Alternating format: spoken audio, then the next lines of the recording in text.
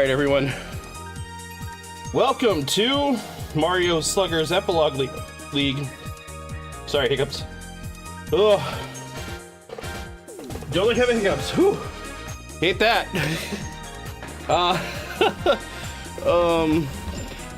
Yeah. Welcome to Sluggers League Season 2, Week 13, Part 2. The Group 1 matches. We are, waiting for other commentators, but how's everybody feeling tonight? We have 4 very tight matches tonight. It's going to be quite interesting to see how things go. We have our first matchup is going to be the Banana Peppers versus Xelpud's Harem. Xelpud's Harem is going to be looking to get themselves out of the basement, so to speak. No, both of these teams are looking to get out of their basement. Never mind. Both these teams need a win tonight. We're starting to run out of time for people to qualify, as the windows for postseason are going to start closing up pretty soon. It's already closing up in Group 2. Starting to close up on Group 3, and Group 1's not going to be too far behind them. So everybody is going to be playing for that much more important stakes, because after tonight, there's only going to be 5 matches for most teams left. 4 games for some of the teams. So there's not a lot of room left for them to get those positions that they need for postseason. As you guys have heard, as I was talking, I am joined by Professor Jolty and Adam. I just joined. My commentators. my Monday co-commentators, which are wonderful individuals that I very much enjoy commentating with. That made me pull my hair out as I was waiting for them. Blame the ADHD hyper-focused. You know what? I can understand that, because, like, not even joking, the last week of my life has been, ooh, I watched Eddie play some Loop Hero. I missed that game. And I hyper-focused on Loop Hero until I watched the DK64 randomizer race from GDQ. Oh, Jesus. And now I'm, like, trying to learn DK64 randomizer, and that's basically been my whole day. I was working, and I was setting up this for tonight, and then just DK64 was all the rest of my time. My gosh. So yeah, I get it. I really do.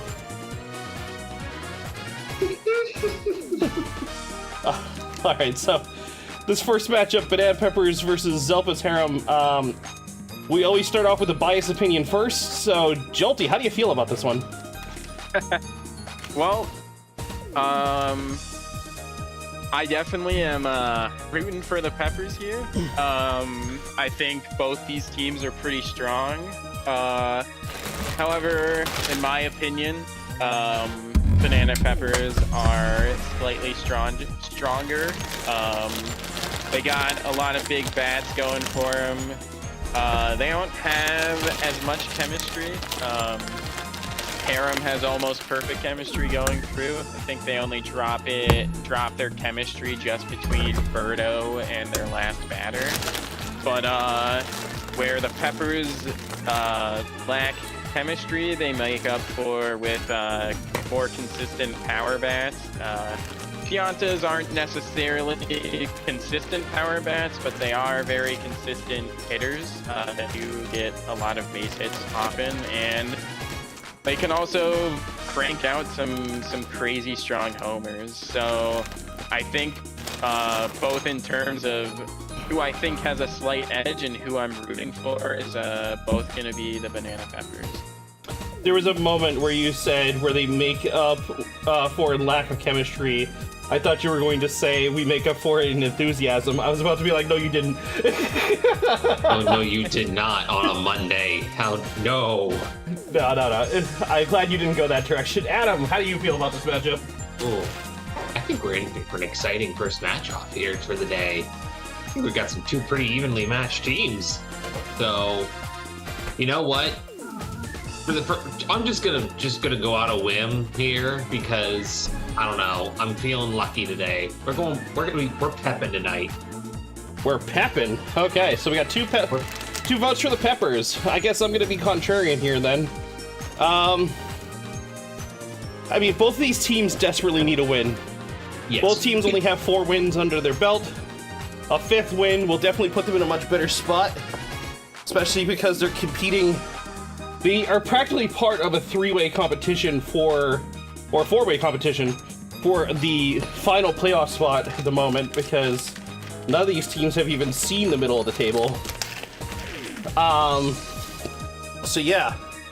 That being said, I'm gonna give my nod to the Harem. They have a lot of chemistry going for them in a very fast outfield, and that fast outfield is gonna be a strong counter for those heavy bats that the Peppers have. They'll have to overcome that outfield to really put numbers up, or they're gonna have to hope that their slap hits are enough to get them to where they need to go.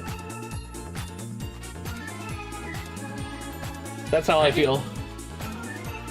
Yep, that's very fair. Did anybody Also, start a group chat on Twitch? Yeah, I did. I sent you guys invites. Okay. Oh. Let me there we accept go. that real quick.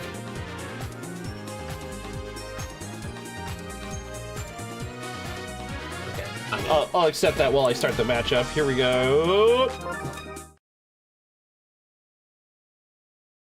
Hello. Oh, how I've missed this field.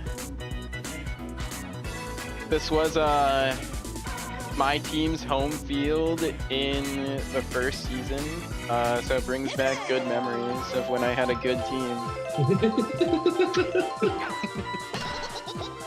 Ain't that the freaking truth, man? I miss when I had a good team too.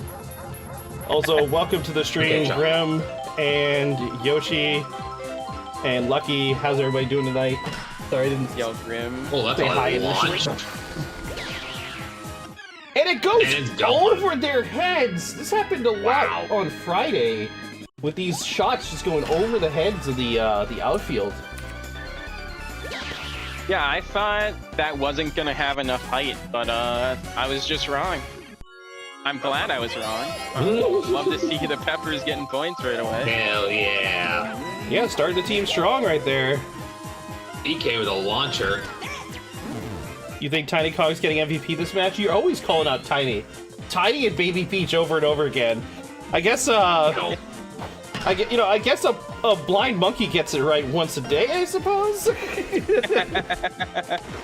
Pepper's having a hell of a first Or inning. a broken here. clock. Jeez Louise. A broken clock tells the time correctly twice a day or something like that? I don't know, Yes. man. You keep guessing over and over again, eventually you're gonna be right, I feel. The big Zuck. Oh, that Zuck catch leading to a double play. That's gonna kill a lot of the Peppers' momentum. DK still on That's third. just what the Harem needed. Oh, good throw. I mean, a swing there from Code. Didn't make contact. That will be in. That's gonna be in, yeah. An RBI. The Peppers making me eat my words right off the bat. It's crazy. For time.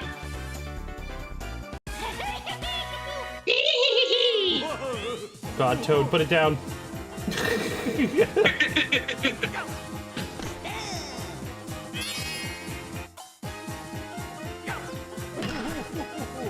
Solid hit from Blue Pianta. You know, I know I've seen a Nintendo documentary about how they did the voice for Yoshi, right? But I don't think I've ever seen anything about the voice of Toad. Like, is that Yeah, that would be modified, something or I is would that like to just watch. somebody's raw voice? Like, if it's... if that's somebody's voice, like, they need a Right, cough drop.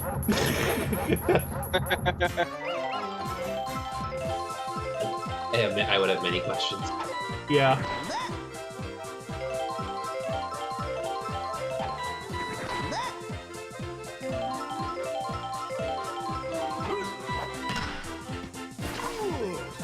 Oh! Oh, and Pianta with a bobble right away.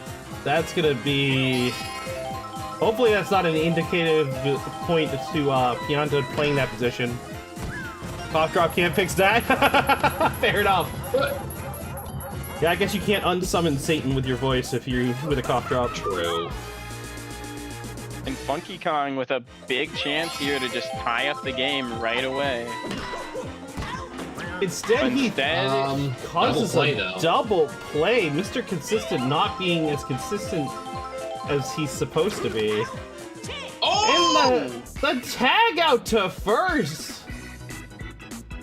As the Harem just get dismantled, their momentum completely shattered. Damn! I think that's the first time I've seen the AI get someone out. Needed lozenge of restoration. Lozenge of restoration. That is an artifact. You can't just like get one of those.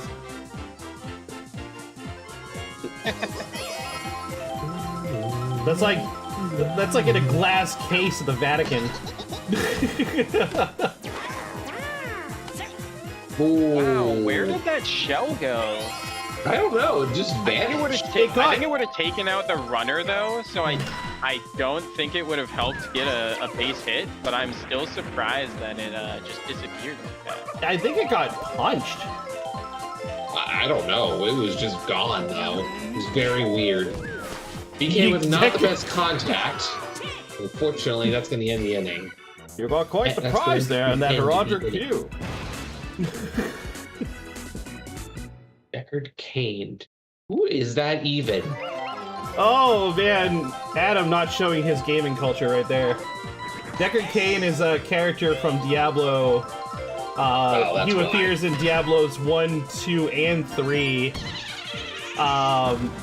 In the first game, he's just a dude who kind of gives you some quests and identifies your items for you. The second game, they kind of like expanded upon his story, making him even more important.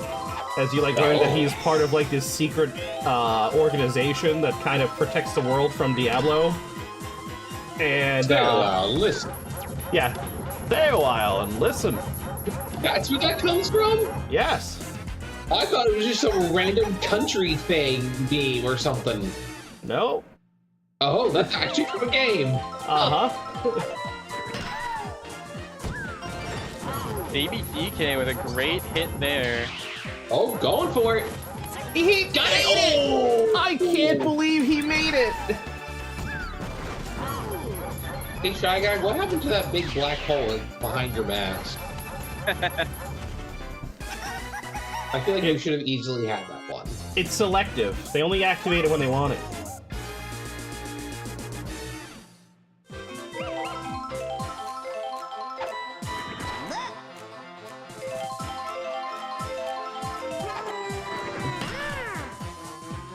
Good shot there from Blue Yoshi. Bases loaded, no outs, and Birdo up to bat. And Birdo, not a slouch at all with the bat. Could see a grand slam here. A big swinging point. Oh! She's going for the Eggy. Only gets a run though. Blue Pianta got egged. That's all I gotta say about that about what just happened. Grimmy just got egged on. Uh-huh.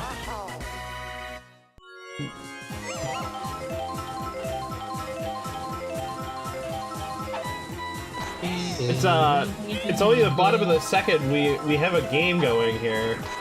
Both teams putting up runs.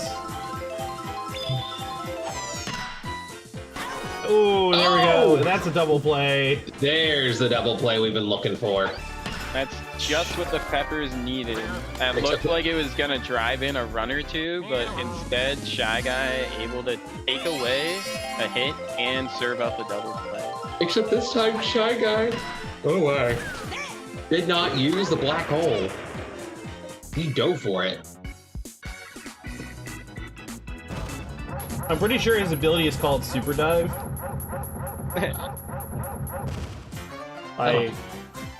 In which he does dive and then vacuum clean the ball. If only Diddy was playing. Who even has Diddy right now? It's me.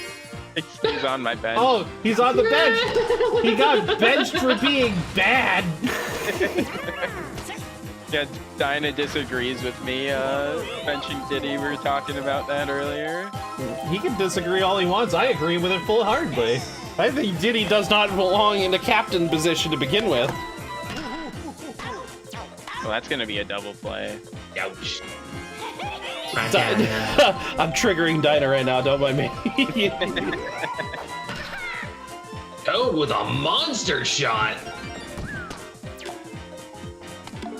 Luigi, Diddy Kong, and Peach are the worst captains Yeah, by far. hands down.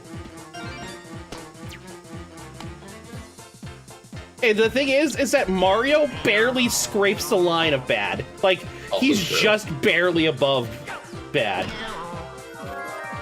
Oh, and the big suck.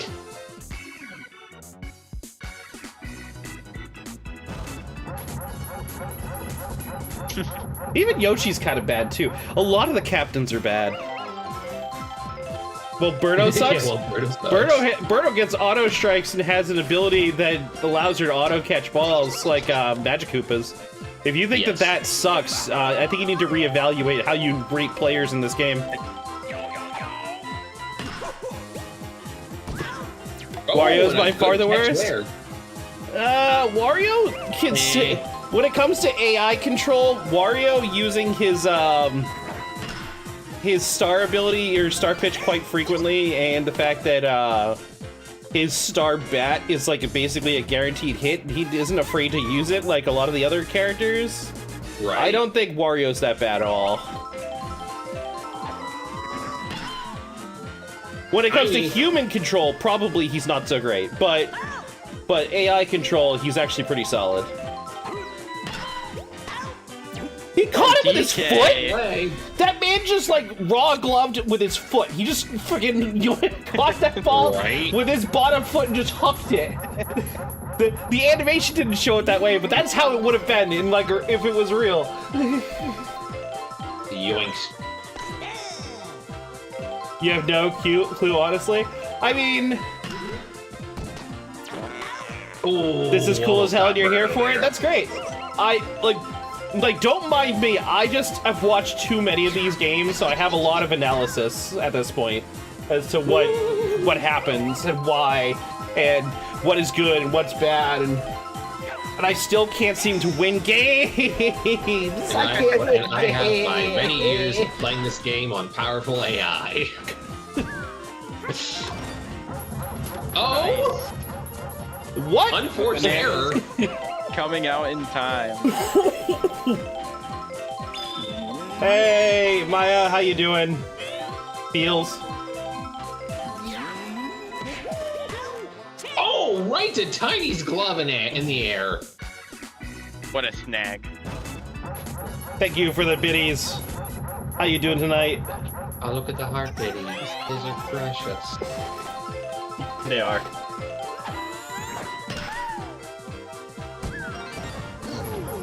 Uh-oh. That's two. Yeah, that's gonna be at least a double. He started to go for third. He almost got tagged out at second. That could have been tragic. That would have been straight up Junpei of him. Straight up Junpei. That's what happened to Junpei. That's what cost him a game, remember? Oh, that's right. Now I remember that. He overextended, went back, and got caught on the second base, and cost his team the whole game. It's the reason why I'm referring to Junpei, because that's such a severe miscalculation. It was a very severe miscalculation. Uh-oh. That was a huge play from Shy. That was a huge play.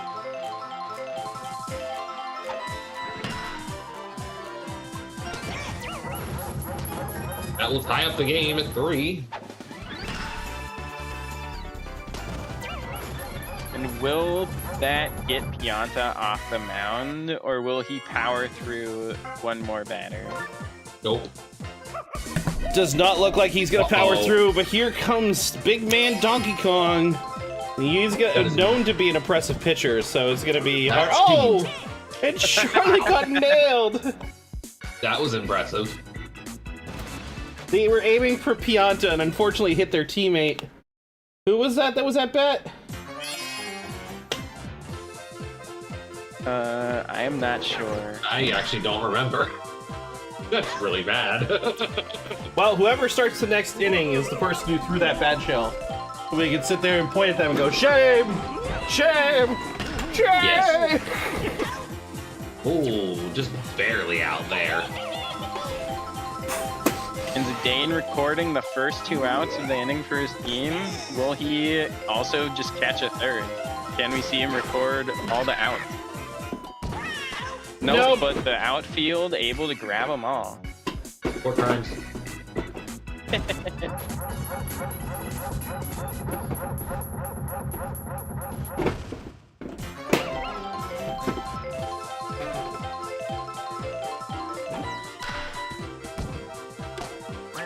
The ball took the shell! The ball did just absorb the shell somehow. That must be what happened the first time, too. I guess so. The last time I saw the shell disappear. I'm alright, Maya. Oh. Glad that you're doing good.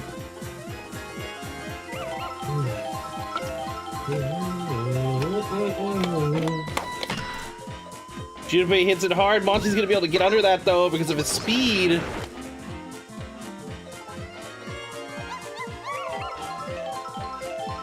That would have been a hit against most center fielders. I guess there's some other Miis that are also very quick, but very impressive to get under that. Tiny. Ooh. Yanta just being too lazy to jump. Power batter, baby DK, up to bat here.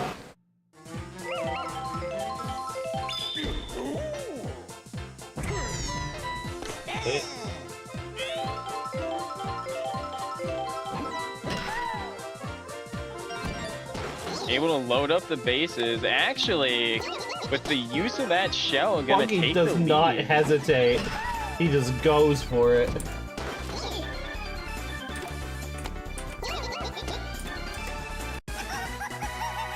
I don't know, though, something I've noticed different about DK this season as opposed to season 1 is for the wilds for Walrus, DK would oftentimes go down to 0 stars using his star pitch, but most of the game with the banana peppers they spend with 5 stars. It's just strange. I just don't know what influences how often DK will actually use his star pitch. Maybe it has something to do with him being a starting pitcher. Maybe? But I've seen this season, tough. I've seen a lot more strategic use of the barrel rather than like just oppressive play with the barrel.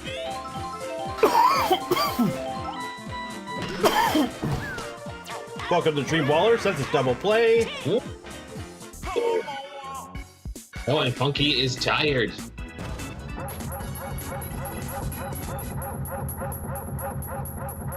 Yeah, there's also, I think that's also a part of it. Like, there's got to be some hidden adjusting that happens based on the players around the captain. Hello? How was that even remotely successful? Just Shy Guy things. Don't worry about it. Yeah? There's nothing we can do about it. It's just kind of a thing. Again!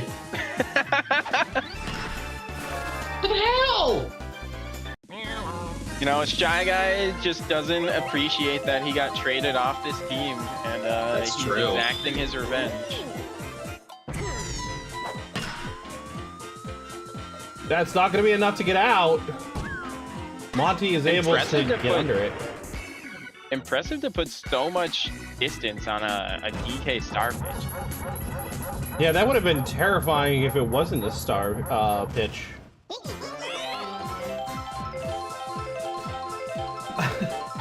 My brain just went through like a check really quick where it was like, it's a star, and it's like, is it star hit, star pitch, star hit, star pitch, star hit, star pitch? Ah, pitch, yes. You can like hear the hesitation in my brain, like.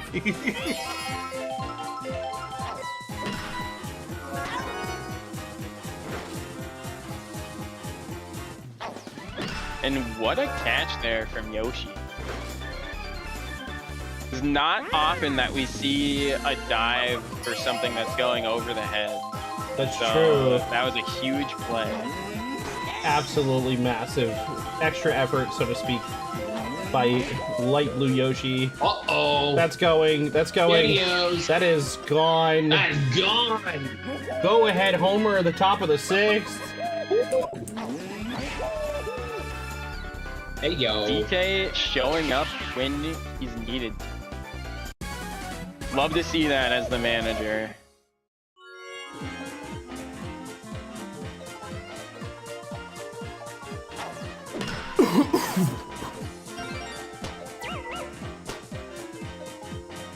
Also love to see the stamina of Birdo getting eaten into with the Homer. Yeah, that's definitely going to be big for the Banana Peppers. Birdo is a very strong pitcher. Jesus. Junpei getting rocked by the show. Was that Junpei getting caught not paying attention, or was that Junpei taking the hit for his teammate? I'm taking a hit. Trying to protect Zidane.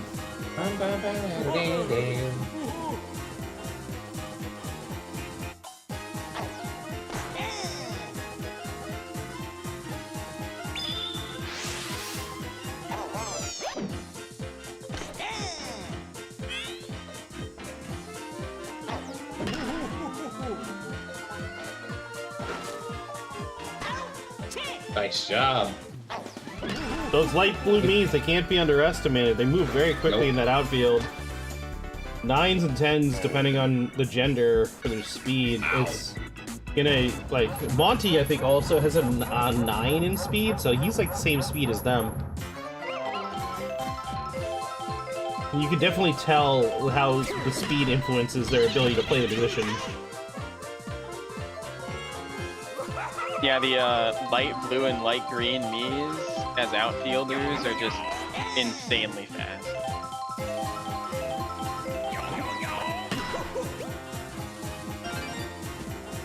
I Really could gets just, bashed by guy there. I just have the terrifying idea, though, if there was ever a team that had, like, light green Miis in the outfield, and then had 2 critters on the infield, like, where do you hit the ball?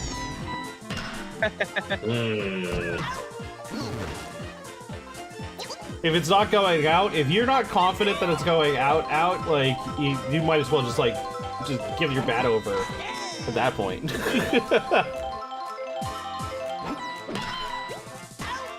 Oh, good Nice catch by man. Pianta.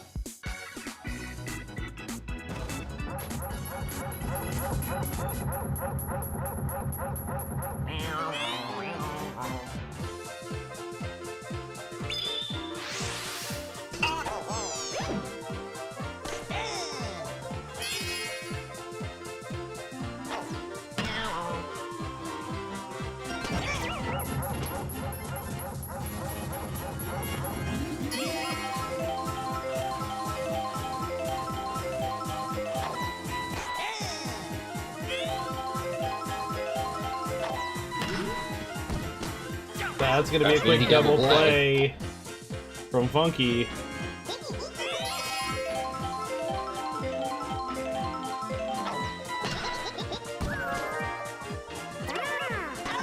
Oh, bucked the bomb there.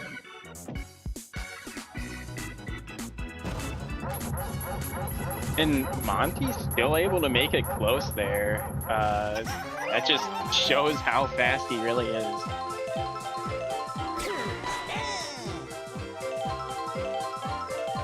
Game is coming to its conclusion, and right now the Banana Peppers are only ahead by 1. This could be anybody's game.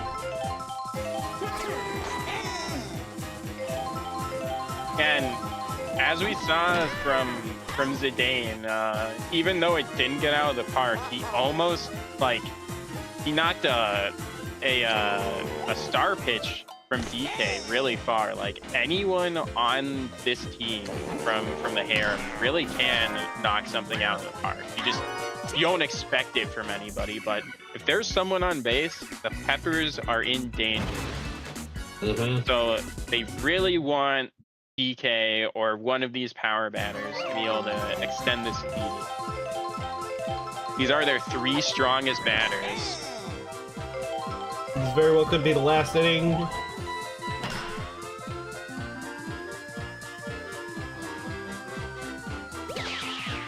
Zidane's gonna be able to get under that.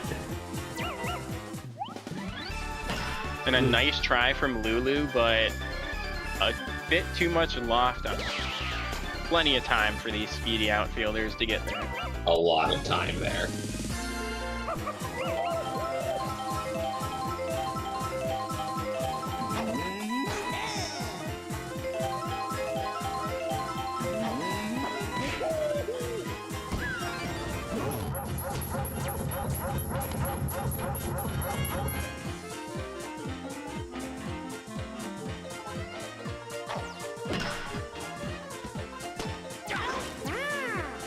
That Good double play is play. gonna send it back to the Harem. They need 1 run to stay in this game, 2 runs to win it.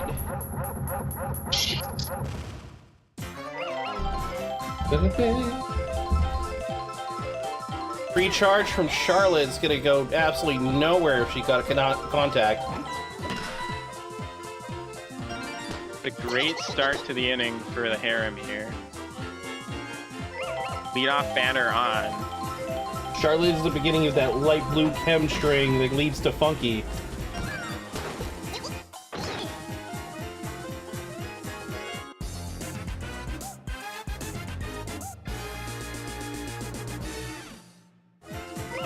If Jill gets a base hit here, Funky's gonna be set up for a grand slam. A walk-off grand slam, my god. She hits it too hard. Maybe not a walk-off grand slam. Now would be the time for DK to use some star pitching. Oh, he must have heard you. Funky didn't Please like use it. more than 1 DK. Nope. Oh, the Funky does not get any of that, but that's gonna be enough to send 1 runner in. Oh, wow. And the game is now tied. Uh-oh. And Paragoomba with a devastating error. We might be going to double extra. We might be going to extra innings here, folks. I mean, this is a great chance for Junpei to prove himself as not ace effective. He's a positive game for his team, but he can clutch it And he here. does! Looks like he does. He clutches it up for the Harem. Ah, such a Impressive. frustrating error to lose the game off of. I don't think anything except Paragoomba's error can really be blamed there. Yeah. Unfortunately, Yeah, the Banana unfortunately. Peppers fall down to 4 and 7, and the Harem move up to 5 and 7.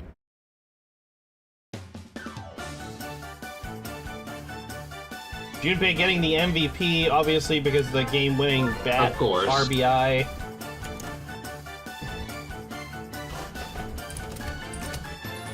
DK putting up a solid batting performance. Purple Toad as well.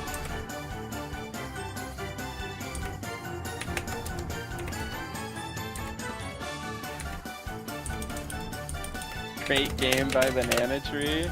Sorry, Yeah. Jonesy. The banana tree got a goose egg. I think he's mocking Beyonce a little bit. Yeah, I got it. Junpei with 110 batting points. Out batting Funky and even Baby DK. That is insane. I guess he got sick of being called stupid. Oh man. I just wish DK actually used some star pitches in that last inning. Yeah. Like he had 5 whole stars at the end there, or maybe just 4, but he had 4 stars to work with, and instead of securing the game, he just left it up to his fielders. Indeed. All right. The next next matchup is going to be Crozzie Beamin versus the Pancake Punisers, which will be after a word from our sponsors. We'll be back in 3 minutes.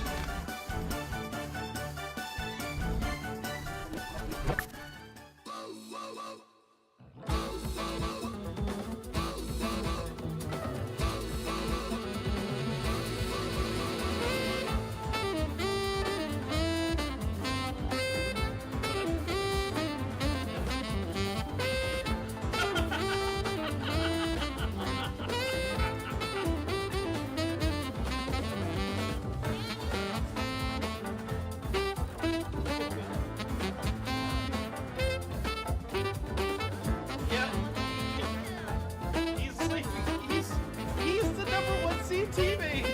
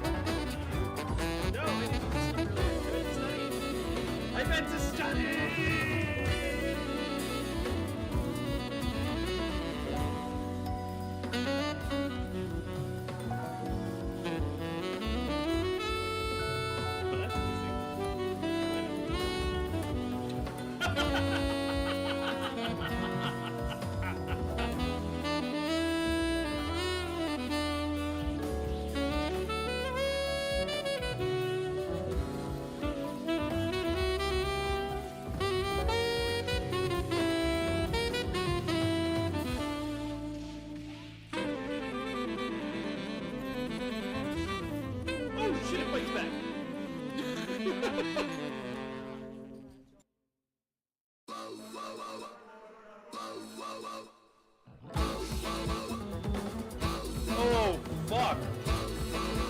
No. I was okay with getting hit with my guys, not by mummies. No. Okay, good one for you. Good spot for you. And friends. More bombs! Back, bombs everywhere! And a bomb for special you!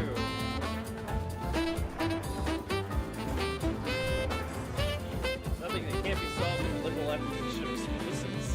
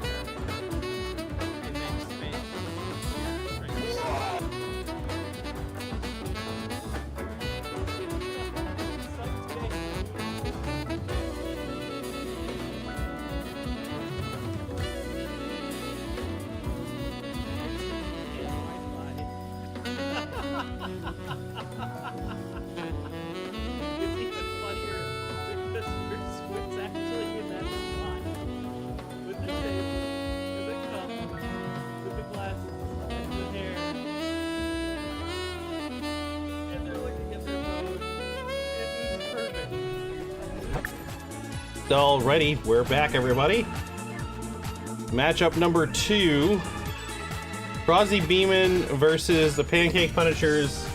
As I say before every match now, we'll start with the most biased opinion first, which is apparently going to be mine.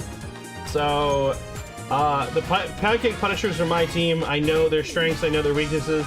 I also know that Crozzie Beamin's going to absolutely mop the floor with my team. There's absolutely no chance my team wins this match.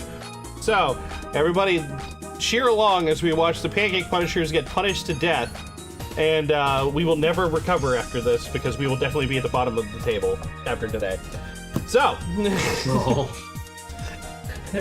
Jalti, how do you feel about this matchup? Well, I have a contrasting opinion. I will never, basically never, put the edge on Crozzie Beamin. Mainly just their outfield chemistry should be punished more often than it is. I believe every game that they will be punished for it. While that might not always come to fruition, that will always be my expectation. They do have a lot of power batters, and I don't think their offense is necessarily anything to scoff at, but I think their defense should be punished, and that's always my expectation. I'm going to give the edge to the Punishers. Adam? Crozzie Beamin. This game shouldn't be close. Adam just ripping off the Band-Aid just like I did. Rip off the Band-Aid. Pancake Punishers sound like a group of competitive speediers. Well, they're my team, and my name is Choco Chip Pancakes. So, yes. You know, it's just thematic to me. I could have called this the Chocolate Crushers. I love me some alliteration. My teams will always be some sort of alliteration. It's no matter what. Like I always try to make my team like abbreviated PP, SS, PT, whatever the fuck.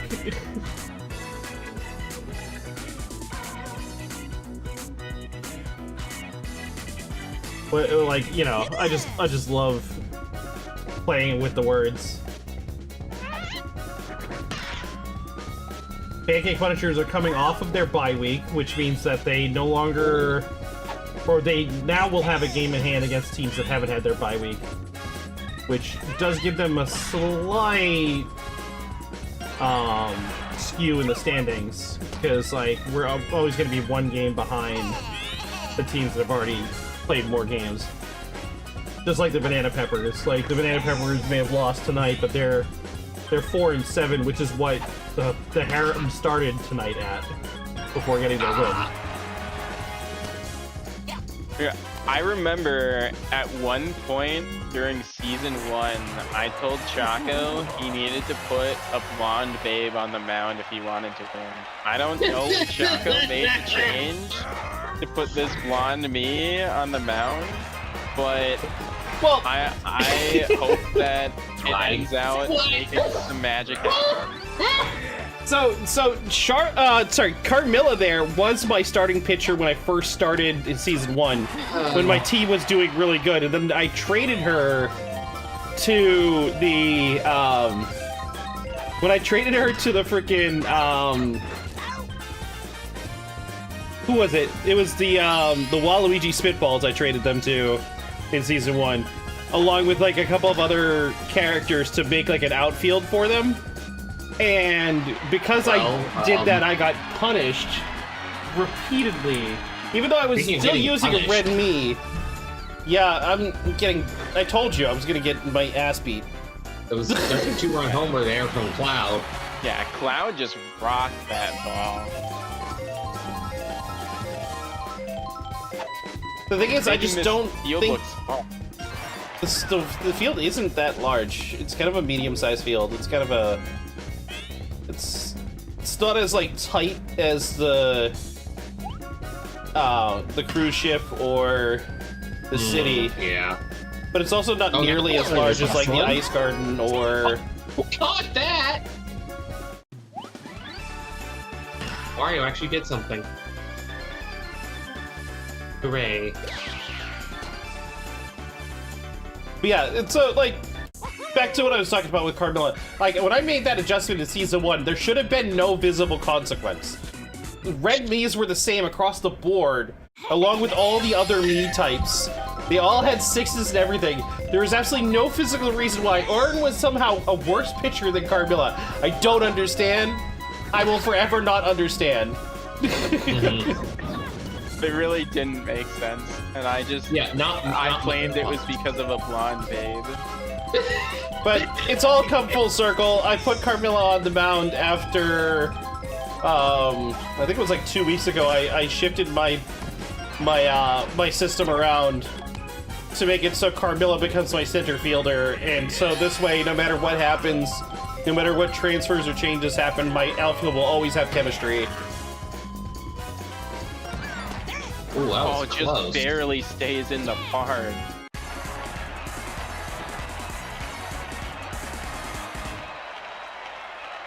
We're gonna show off those big guns.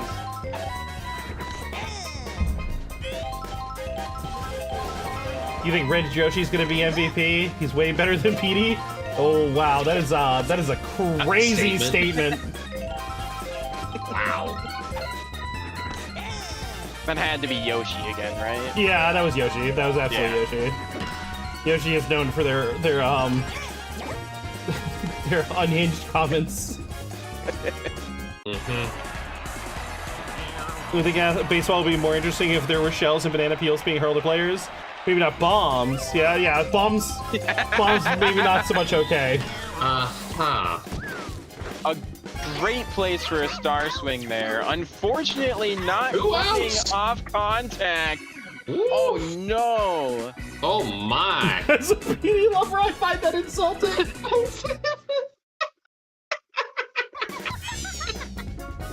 What a terrible mishandling of the field situation by the Punishers. Yeah.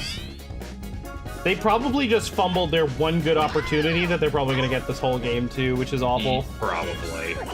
Yeah, that was ridiculous. I'm upset. That's not even my team.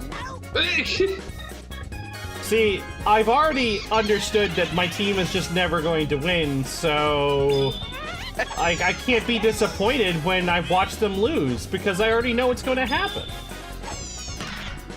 This is how I keep my zen.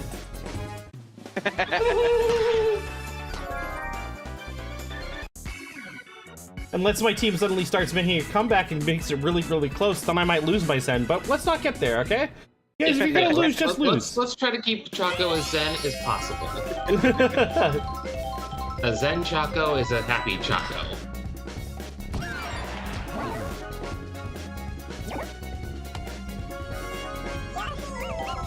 Here comes Yoshi.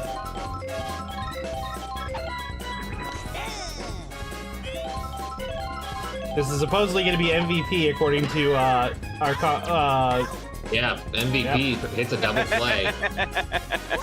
Well, MVP for Crozzie Beamin, I guess. yeah, maybe. Yeah, maybe.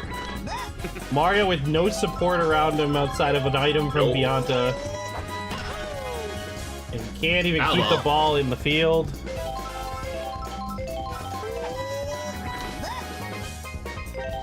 Wow, that was risky to let go. He's smarter than I am. Oh, Junior, oh no. How'd that slap hit go so far? Yeah, a lot of loft for a slap hit. Also, Like, Junior showing off his speed out there to actually get under it. Ooh, we're going for paint. So normally what happens here is Junior gets himself out at second. I've seen it a ridiculous amount of times, but he actually gets there in time. Not this time.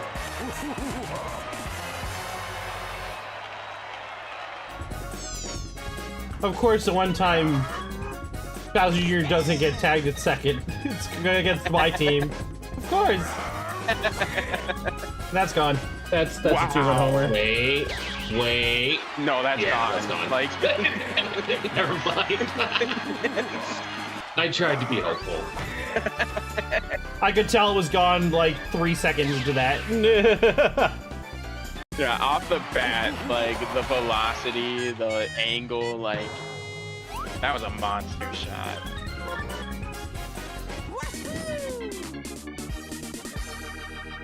All right, here comes Mario. Oh, dodging the fireballs. That fireball literally went down Critter's back. All right, Roy. Your harem came back to the bottom of the ninth and won it. That definitely hit his hands. What the fuck? That totally hit the hand. Yeah, Oh, that's gone. the hitbox I've noticed on all the characters is actually their ass, not anything else. So they don't get hit like in their legs, then it doesn't count as so them getting stupid. hit. Oh, Roy. Yeah, we were making a joke about how Junpei just was sick of being called Stupid. So he decided to step it up.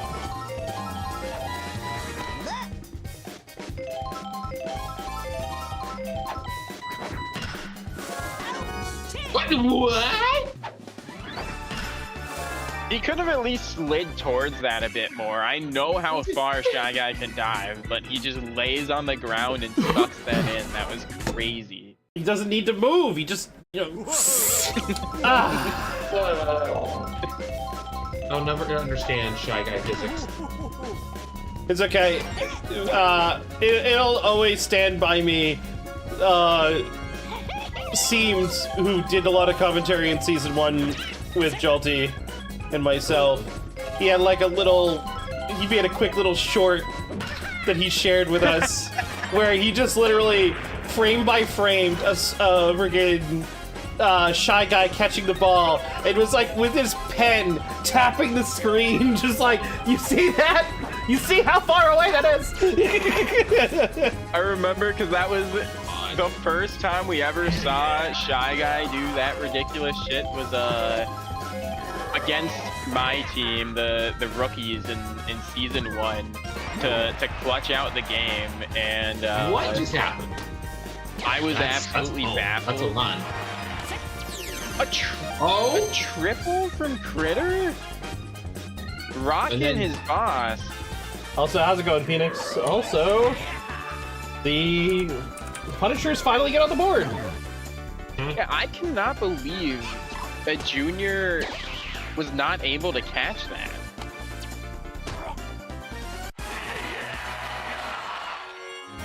Impressive there from Critter. Exactly, Finks. Exactly. Oh, that's another thing.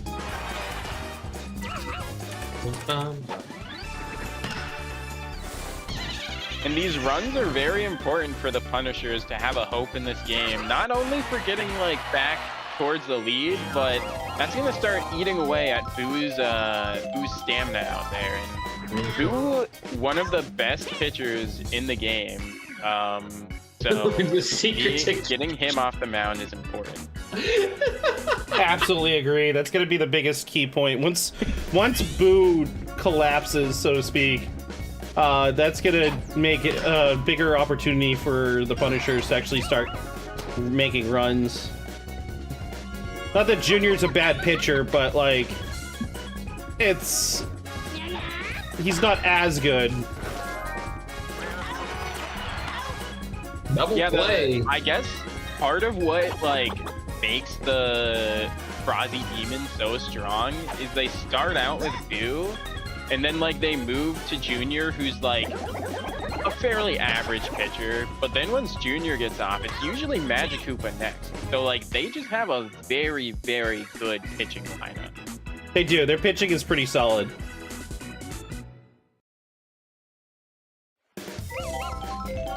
If anything, they're definitely the use case as to why pitching is more useful than we think it is.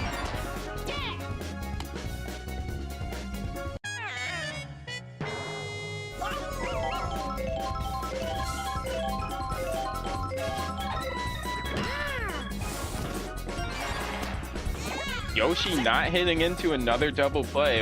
It was close to being dove and caught, but instead he's gonna put 2 on for the captain here. The Christmas miracle is happening? Crazy. No. Nope, never mind. If that's a Christmas miracle, they can take it back. Walrus. That's true.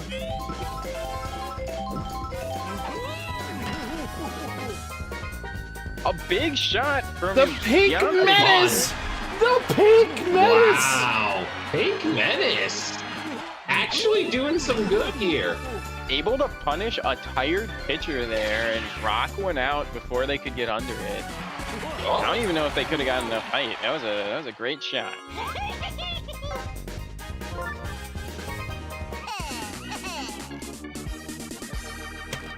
I love Junior's little flutter kicks there when he first gets on the mound. Junior's animations are so good.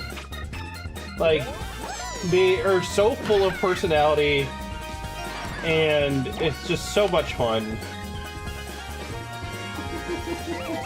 I will never get over how the ball just deletes frickin' items that it touches.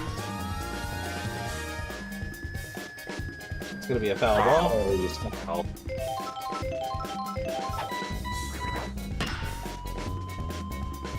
Nice hit there.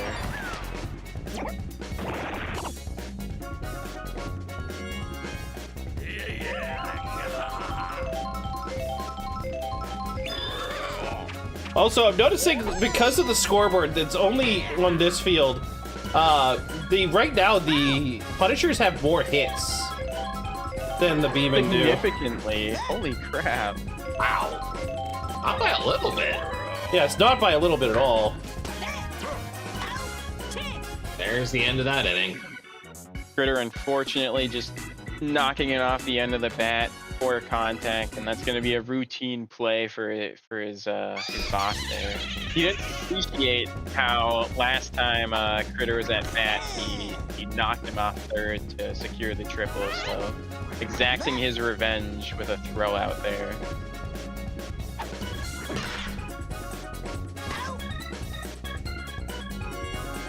Shy Guy able to cover the distance necessary on that really slow contact. Yeah, that was... I'm like impressed by how slow that ball was moving. Wow. Critter. I just wish that wasn't so routine from Critters, because those are epic moments, but they happen so often with Critters. Just like, yep, just a Critter doing a Critter thing. That's 1, 2, 3.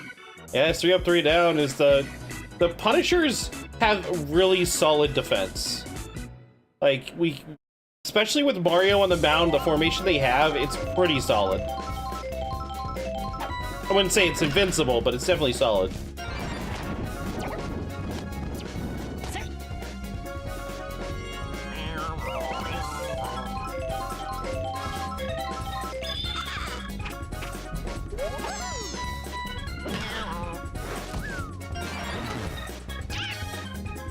Oh no, Orin getting knocked down there, and that's going to be an unfortunate tag out on second there. Item usage completely unnecessary.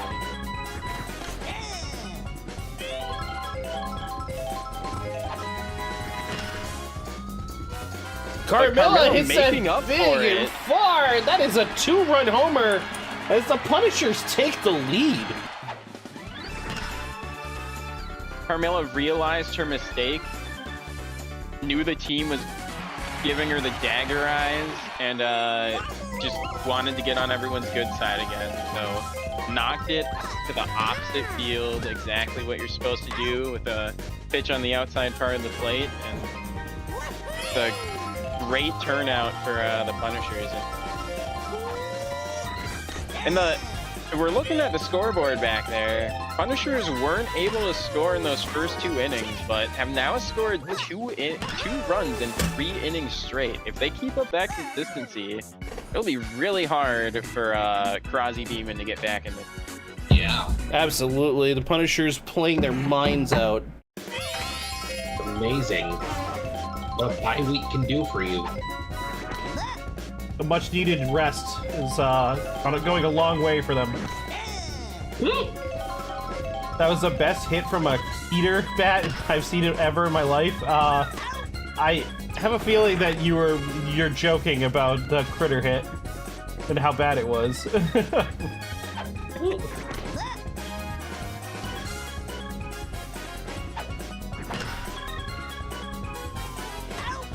And Crozzie Beamin's just gone cold from batting. They cannot get anything like they did in the first inning. Yeah, they've had 2 pretty decent hits to the outfield, but these outfielders so far have been able to get under them. That one falls before a fielder can get to it, but might be a little too late for an effort this inning. I mean, at least they finally stopped. I think it was the last 2 innings were 3 up, 3 down, so at least they broke that streak for themselves.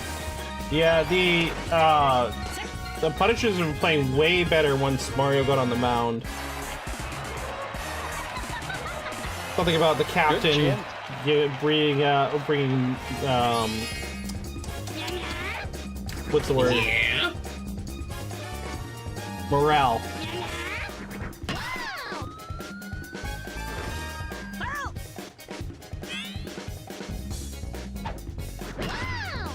Good hit there from Magic Koopa. And 3 hits in the exact same spot. Crozzie Beamin just loving that right back up the middle flapper, and we'll see if they can keep it going. Ronnie, a crowd favorite, hoping to perform for his team here. That's a tied run or tied ball game. And these contact hits from Crozzie Beamin here just doing exactly what they need to do. They know they aren't power hitters, but they're just putting the ball exactly where it needs to go.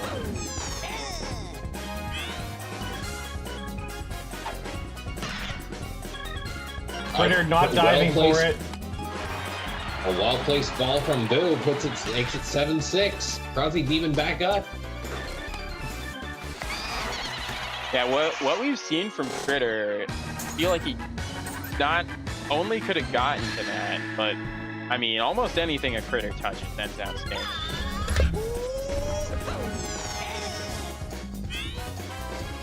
Would be a great spot for a star swing. And a good hit from Junior. That's another run. I guess it's my fault for saying too late for an effort this inning, because there's just been 5 straight hits ever since I said that. Yeah, it has been uncannily. Uh-oh. Yeah, broadcaster's curse for sure.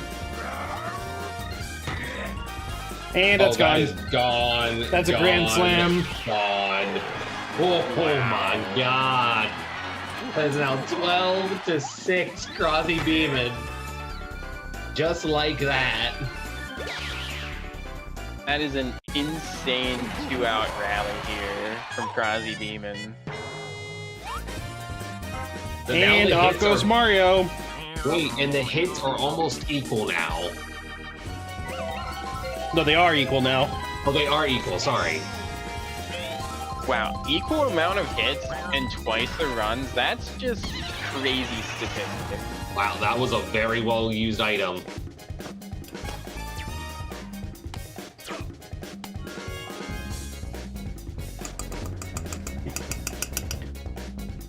Yeah, come back with a vengeance. That's definitely true. And I just can't believe how all these slap hits are just going to the perfect spot.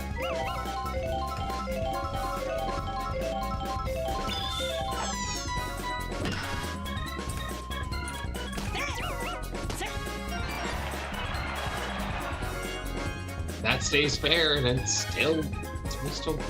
we still got stuff happening. That's a beautiful hit, but that might be just... Yep.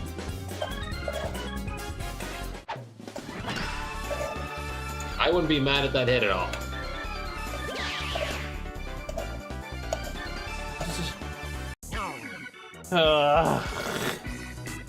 Why'd you... It's a fucking game. Yeah, the problem is Chaco started believing in his team for a second, and then they had to fall apart.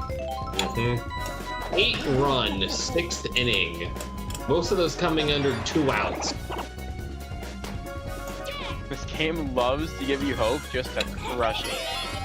Correct.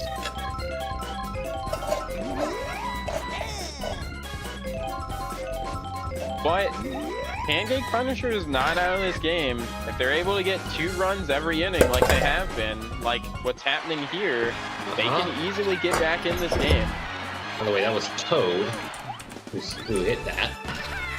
It was in fact Toad, yes.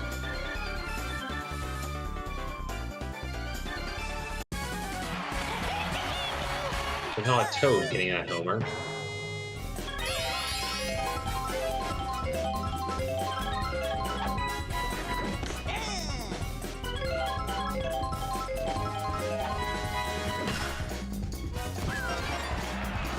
Punishers are going to be able to get a runner on here for Critter. Hopefully Critter can do what he's supposed to do and knock one out. He's up against a tired pitcher. Now's his time to shine. That's not enough. And that should be gone. That's gone. Wow. Wow, Critter. Maybe this is the cue to take out the pitcher. Yeah, I'm not. I don't think that Boo is staying on or actually it's Junior, but I don't think he's staying on after that. Shouldn't be. Now, left side of the outfield does have chemistry again, so home run shots on that side will have a chance of getting robbed, but the right side is still weak.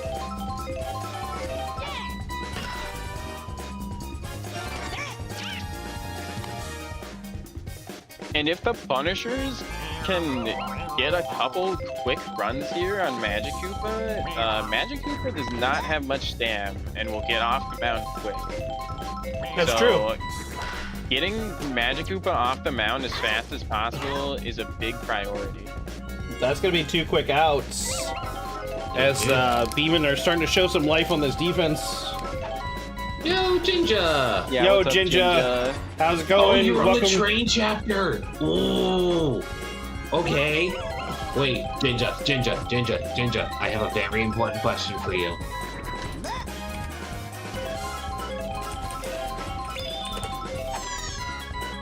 It's TTYD, right? Yes, TTYD. Did you read the diary?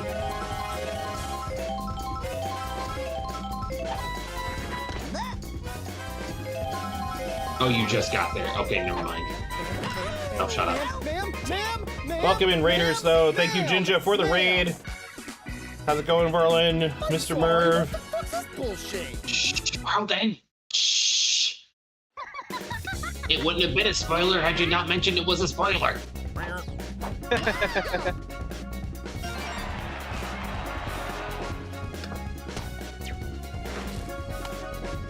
Just missed the end of the inning there. Wisely turning around. Yes. Well, Pancake Punishers didn't have as explosive of an inning as Crozzie Beamin there. It was very important for them to strike back if they wanted to stay in this game. So that was a very important time to put up some runs. Very important time. Yeah, I agree.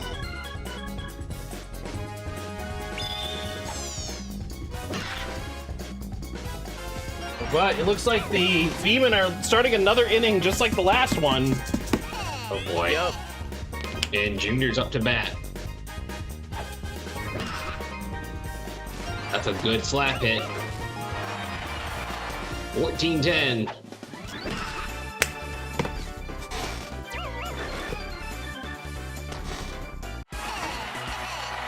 And I don't know whose idea it was to put Shy Guy on the mound, but he should not have been moved from second base. Oh, he shouldn't have been. I'm severely pissed at my coach.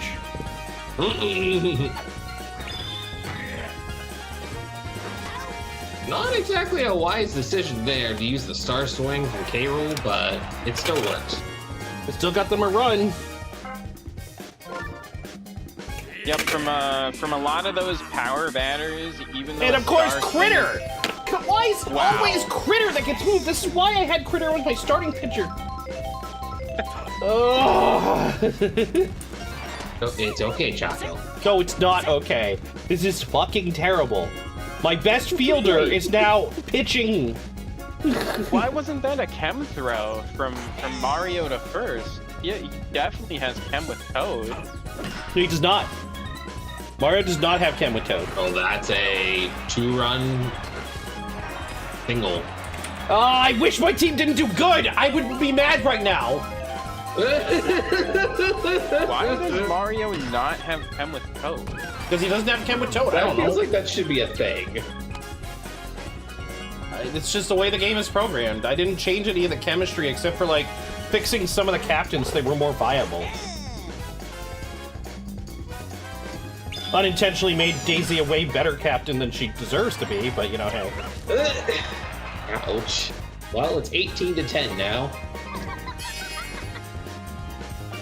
Magic Koopa next.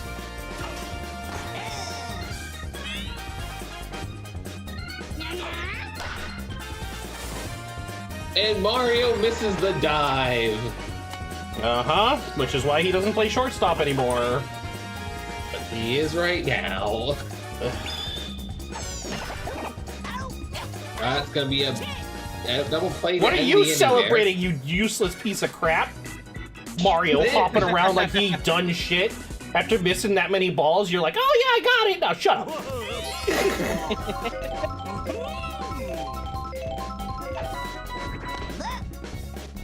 Oh, the Zen is absolutely gone. I have no more Zen right now. The Zen has been gone, Aqua. Was Daisy changed for this season? Yeah, she was given more chem options. It's just like Luigi, she just didn't have any.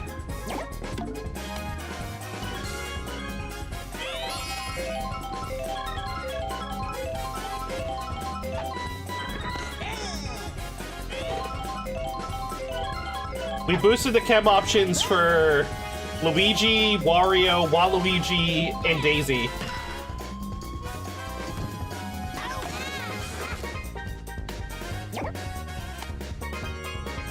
Oh, does Daisy not normally have chem with the Toads? No, she doesn't. Ah.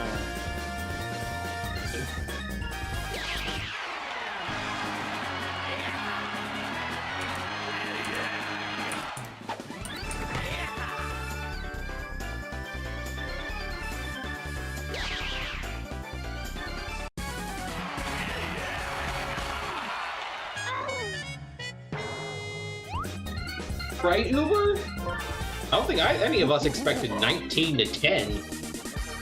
Or 19-12, I should say. I forgot K-Rool was on this team. He also is not a bad pitcher himself either, so I forgot to include him when I was talking about Crozzie Beamin's pitching.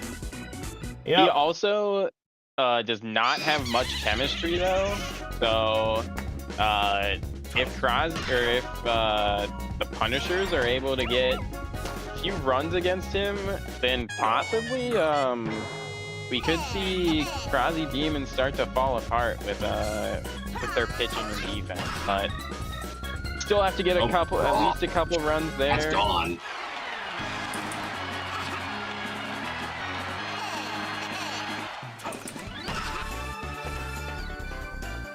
And those 2 runs that the Punishers just got back, immediately erased by the captain. And now the score is a palindrome. That's kind of cool. Yeah, this is actually a good game. Believe it or not.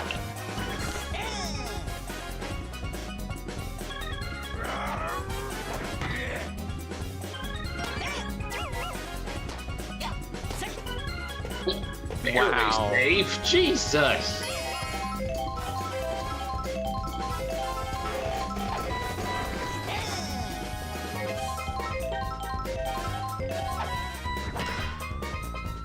And a good hit. That'll land pretty easily. K-Rool's gonna hit to third. Alucard going to second. Round coming up.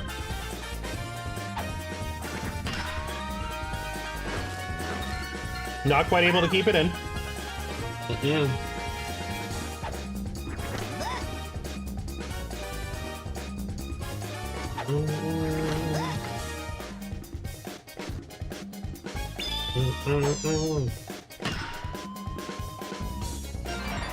This is gonna knock in 2 runs. We are officially in Mercy territory Thank fuck. in the 8th inning.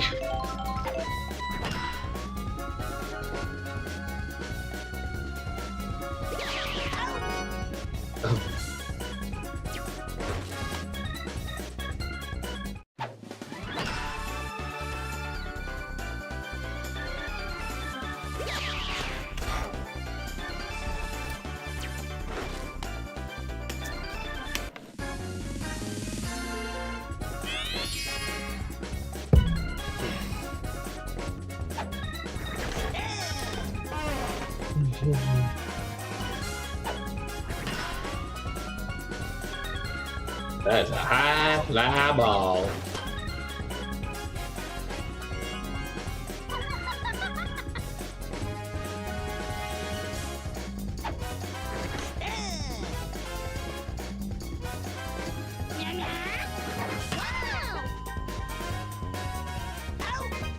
Yeah, you only missed 1 game.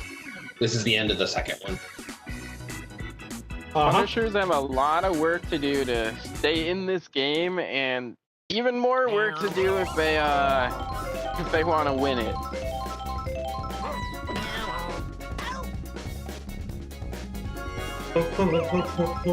Not the start they needed. 3 up, 3 down, 3 up, 3 down, 3 up, 3 down.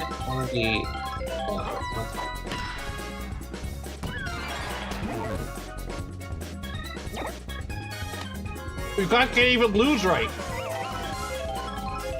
Can't even lose right. Thank you. GG. And that's the ball game. The dirty 3 up, 3 down. All right, that was a marathon of a game. Fucking embarrassing. Well, I guess I'll see you guys next season, because I don't think my team makes the playoffs anymore. Oh no! I don't know that the Banana Peppers have much of a shot anymore after this last loss.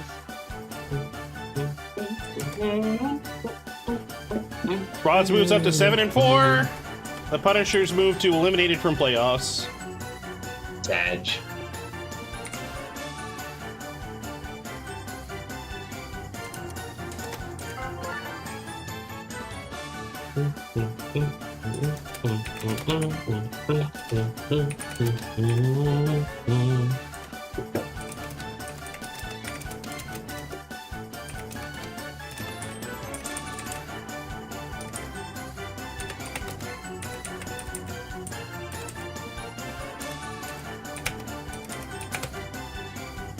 They roll with 160 points in batting. Jesus. 3 players with over 100 points in batting.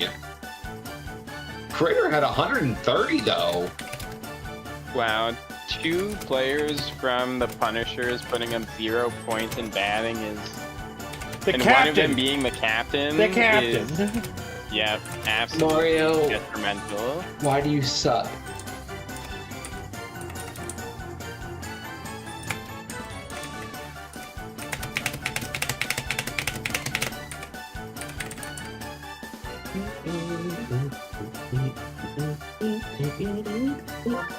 Uber, my opinion is just because statistically some teams have a shot at the playoff doesn't mean realistically they do.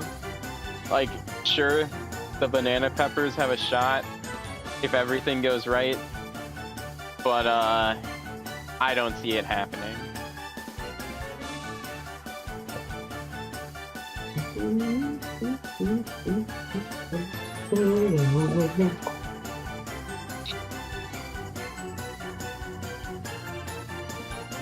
I still had to face off against Tusk, Love, and Arwa the Baddies with my remaining games. Oh God. Choco. So that's 2 L's right there. And then a rising Xelpud's Harem. And I have a Magic and some Banana Peppers, which that could go either way, I suppose. That's going to be a match where I decide the outcome. Yeah, that'll be a competition to see who can throw harder, basically. Uh-huh. Anyways. Joel, do you want to send us to break? Everyone make sure that you're taking care of yourself. Get up, stretch in between these long, entertaining games. Make sure you're taking care of yourself. So that's what I'm going to be doing. I'm going to be going up, getting some water, going to the bathroom. Just make sure you're taking care of yourself however you need. We'll be back real soon with some more entertaining games.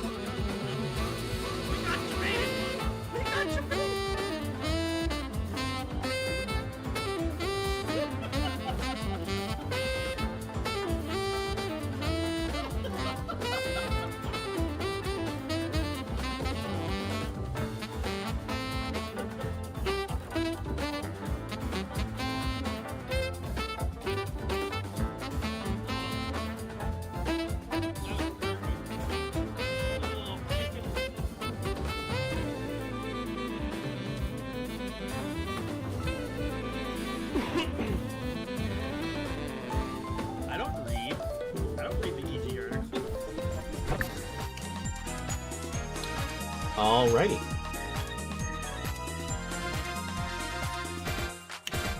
Match number 3 tonight. The Tusk Love versus Pharloom Pandas.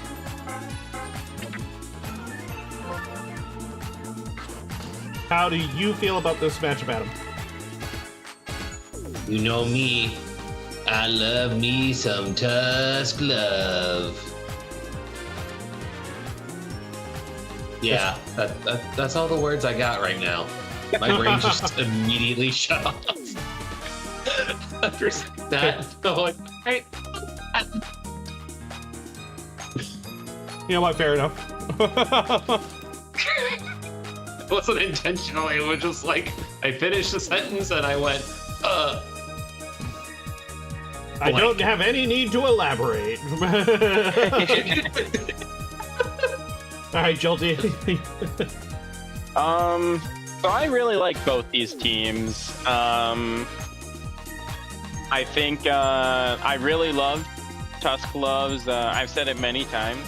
I love how they have like these triple like side villain characters that are also very respectable bats. Their whole team, for the most part, is pretty strong offensively. However, gonna give an edge to Pandas because I don't want Ash to threaten to stab. So, go Pandas. oh. Casual threats apparently affect the voting.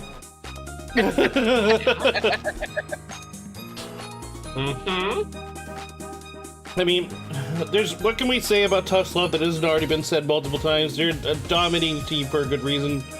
They got a lot of solid bats. Daisy and their pitching core is really strong as well.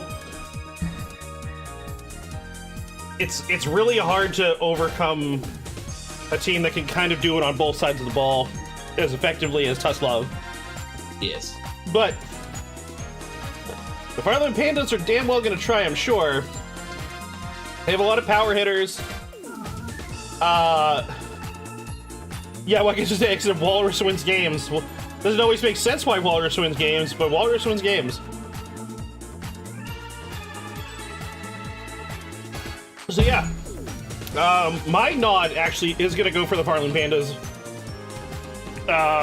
Mostly because Bowser.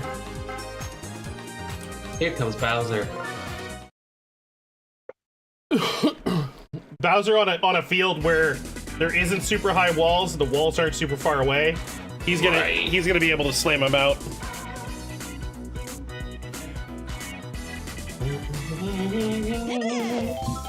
Yeah. All right, let's see how we fare this time around here at Mario Stadium.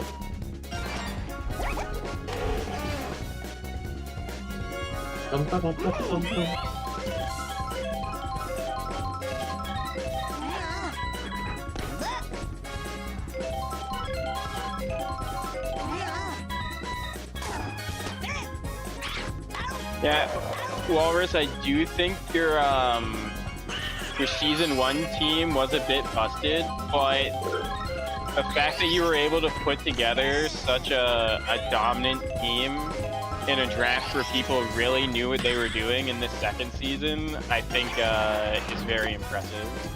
I wanted to contest some of your picks because I was afraid of you getting the triple characters that I like to talk about, King Boo, Wiggler, and Petey, but I wasn't going to be able to piece them into places that I felt like they needed to go, so I didn't even try to contest you, and I feel like that's probably how a lot of people felt, but that doesn't make it any less impressive, in my opinion. Oh yeah, it's still less impressive.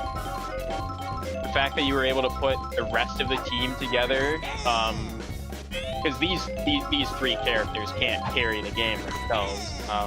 They need a good supporting team, and you were able to find a way to do that. So I find that, yeah, very impressive. Yeah, it does make it difficult to disrupt your draft picks, and I committed to red chemistry too early with my pick, and I ended up suffering for it because other people also went red. Mm-hmm. Yo, good night, Korg. Have a good one, dude.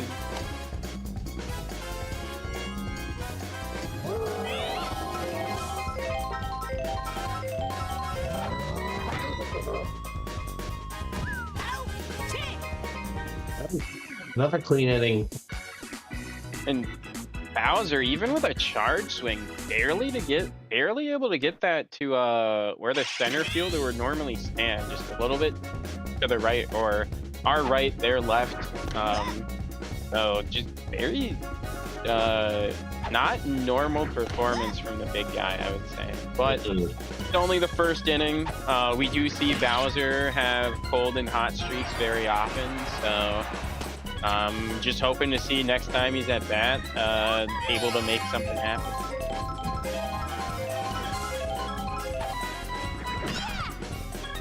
You are right about Petey kind of having his own spot, but at the same time, like, I'm pretty sure Petey was like the first pick.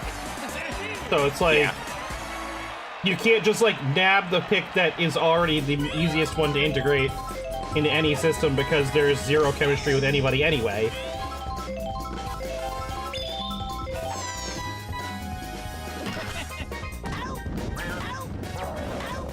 Oh, dribble play.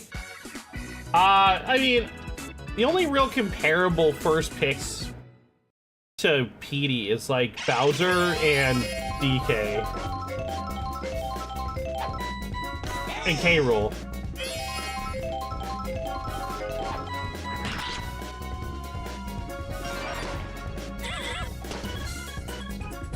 Ain't good with the outfield chemistry with Petey.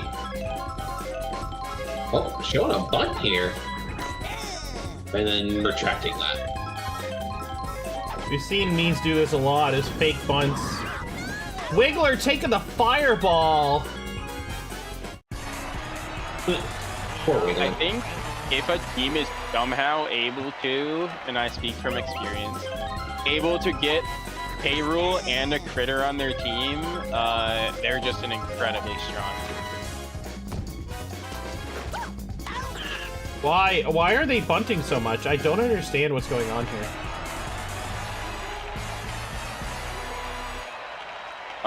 I guess they just want to advance that runner, but I think using 2 outs to get someone on third is really just not the play. I like, Petey could have easily dove and caught that ball. They didn't, but very, very easily could have ended that way. Oh, Petey did try and dive after it was passed, huh?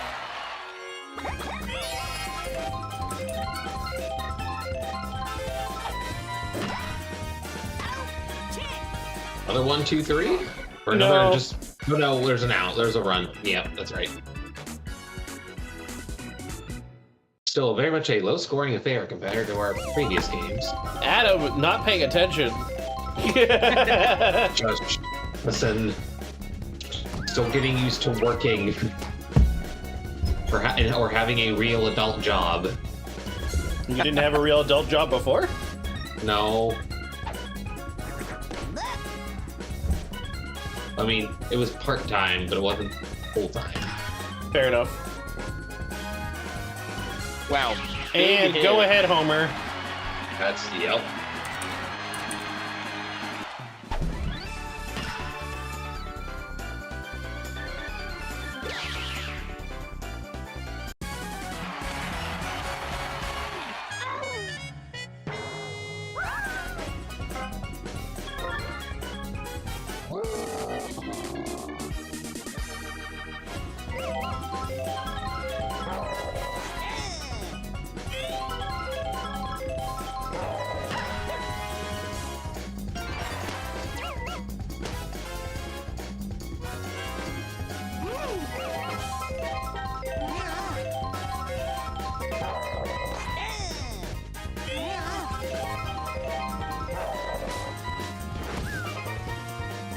So I know people have talked about teams with Daisy doing really well. How are teams with Wiggler doing? I know two teams have both Daisy and Wiggler, but I feel like Wiggler is another person that like just oftentimes is put onto a solid team. Another triple play? Wow.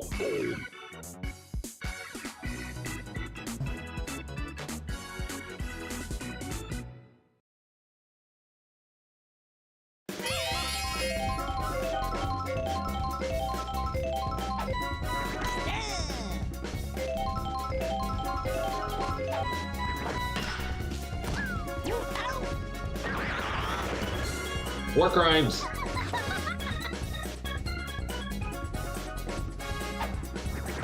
Zen is the third Wiggler. Yeah, he's doing well also, yeah. All the Wigglers are doing good. Wiggler podium across all 3 divisions, that's correct, yeah.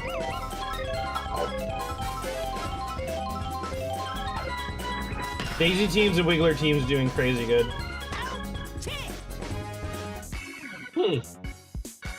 Also, I know King Boo teams, at least in Division 1 and 2, are both doing good.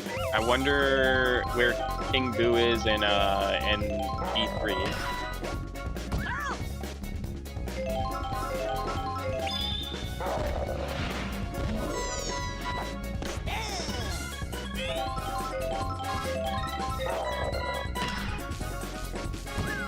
Magic but not using their ability.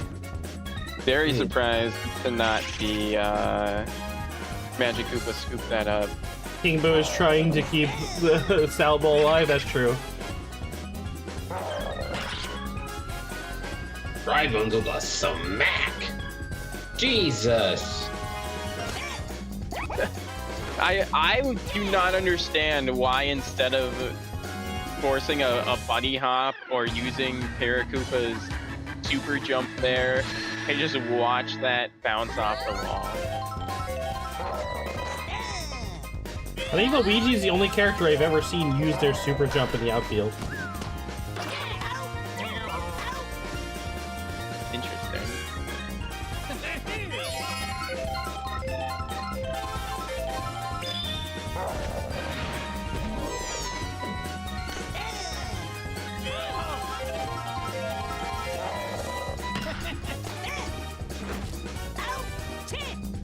Chris able to get that ball and tag the base, forcing the out.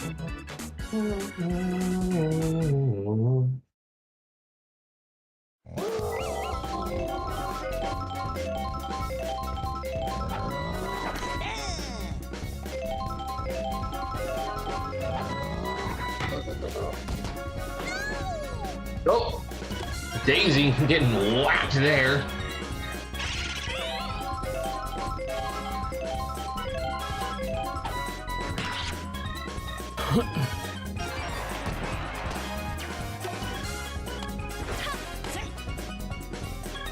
Oh, and the big man being very strategic with his base running, actually able to get over to third, even without much speed at all.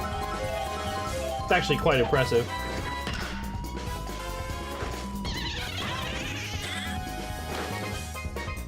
But knowing King Boo's arm out there is nothing to is something to respect. So not trying to go home there wouldn't have even been close. Wow. And the double play is gonna force the change. Oh, I need to disable Wow. Hi, I'm Daisy. that. 2-1 going to the top of the 5th. Oh, we're already halfway through this game. Jesus. Almost halfway. Yeah, and like barely or in like the second and third inning, this game looked like it was gonna go from being low scoring to higher scoring, but Walrus absolutely correct with his prediction of this is one of the lowest like scoring teams against one of the teams that gives up the least runs. Even though there's a lot of power like on both sides of the plate here, it makes sense that that this is a pretty low scoring affair.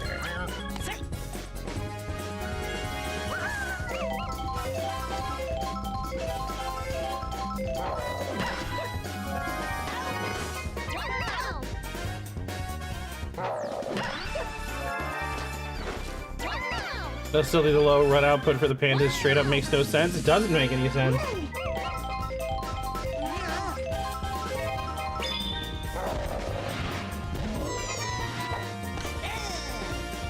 Because they put up plenty of runs when they face me.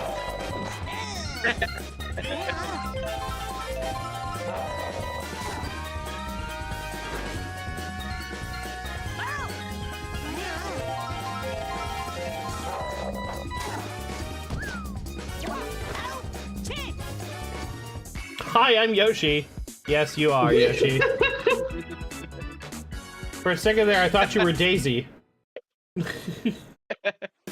almost tricked us until that last word there. Yeah.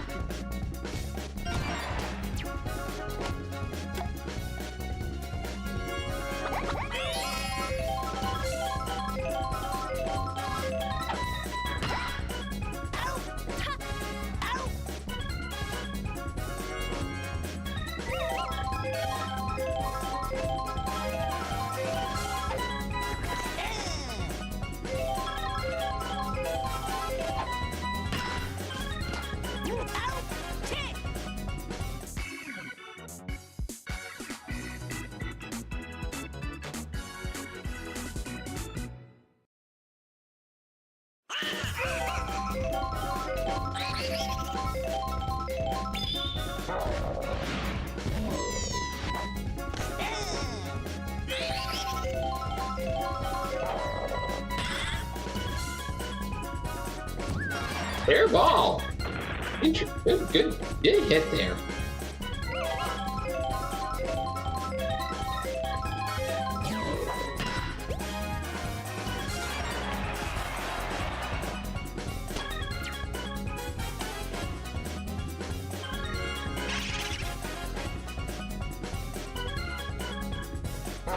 Runners on the corner with no outs. This is not the situation that the Pharloom Pandas want.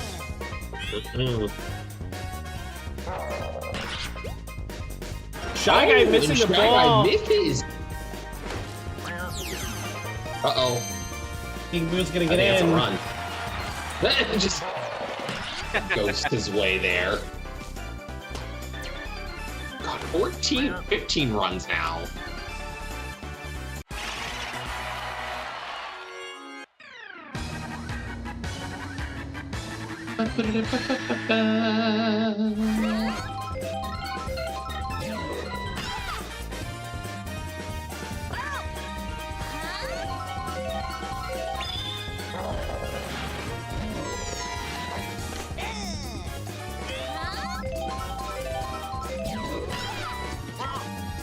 Oh, Bumble did it! Oops, that cursor either. That is pretty rare to see from a Shy Guy. They have great fielding, so would not expect them to let a ball just bounce off their glove like that. Yeah, that was crazy.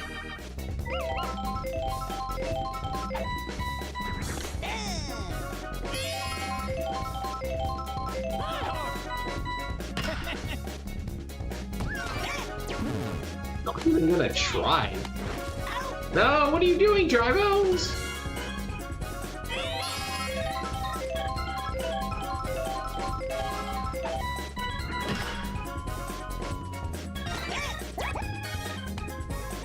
That's gonna load up the bases for, I believe this is Irvine coming up here, and he already has a homer this game, so it would be cool to see a repeat of that, but just wisely instead using a Star Swing, and that's gonna bring a run in.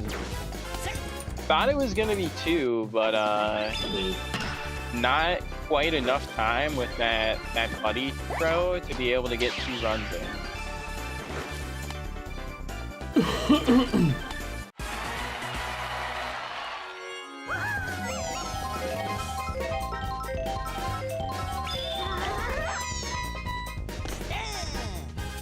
Tusk love breaking the ice I, at the top of the 6th here. Mars, I wish I could what I would think would be influencing that would be that people have good outfields and homers will get robbed often, but the thing is Petey really doesn't even put up homer shots for your team very much. Until that foul ball. Of course, Petey tries to hit a homer there as I'm saying that, but and that is definitely That's a gone. homer. That's a grand slam. Grand slammy! But yeah, I can't really But also, this now looks like it's going to be one of Tusk's high scoring games. Yeah.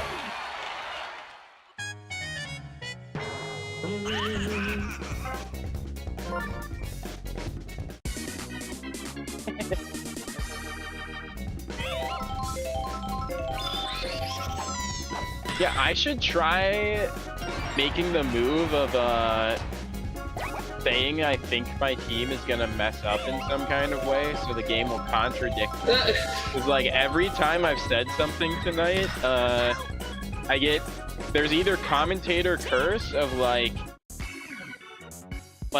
the opposite thing. I don't know. A lot of commentator curse basically.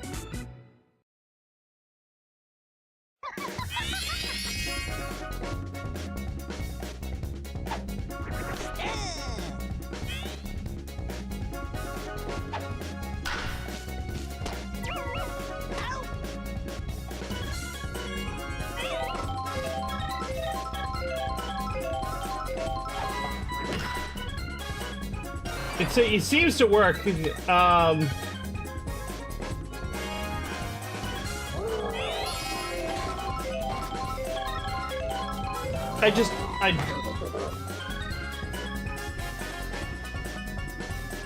don't do it because I want my team to win. I do it because I hate my fucking players. And I hate the decisions I made. And I hate the fact that my team loses so much. I think it's a lot different when you're doing it, because yeah, you're more so hating on your team, which I think is really funny. Although last time I said I doubted my team and said I thought their season was over, they suddenly came back and beat Crozzie Beamin, so maybe I just need to give up on the game more often.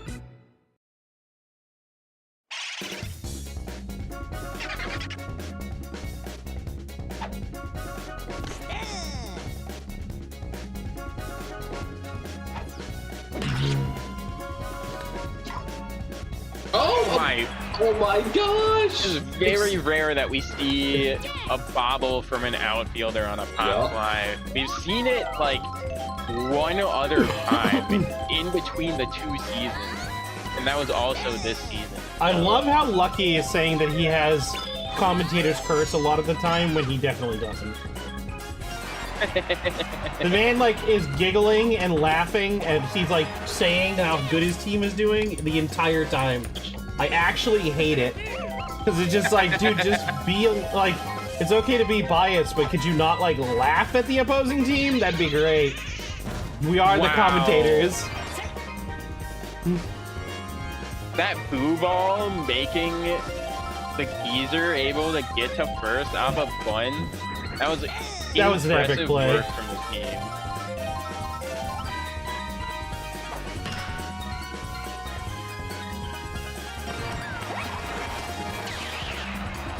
Got a sneaking suspicion.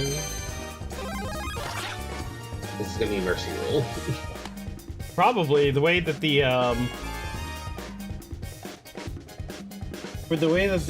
game has been going for the Pharloom Pandas, absolutely. Unless they come out of nowhere, which does tend to happen. Yeah. This is also true. It is even commentator's curse just when I start to yap, my team starts to fumble. Yeah. Which it's unfortunate because we've only seen a turquoise turnabout do a proper turnabout one time, I think. They oftentimes like start a turnabout and then take the lead and then turn the turnabout, I guess. And then like, the turnabout turns on them, yeah. Yeah.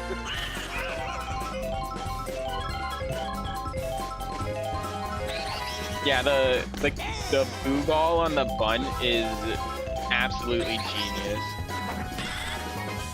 I feel like it's one of the very few ways in which you can actually make it work. I love just watching a hit from King Boo go off the bat, because it just always has slice on it, and it's just like satisfying seeing that curve. All right, here we go. The Pharloom Pandas need 3 or 4 runs to stay in the game. Otherwise, they're going home early.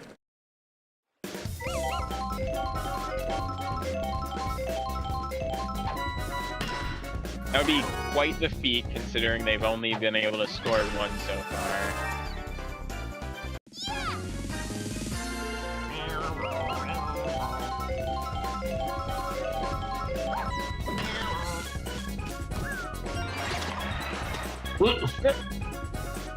Okay.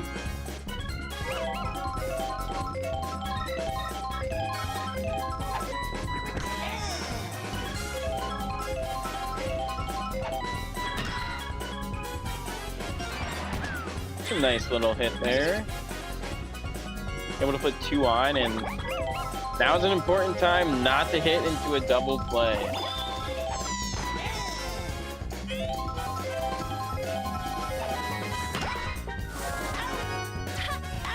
And that's the ball game. Okay. Be a mercy rule. Kind of commentators, Chris again.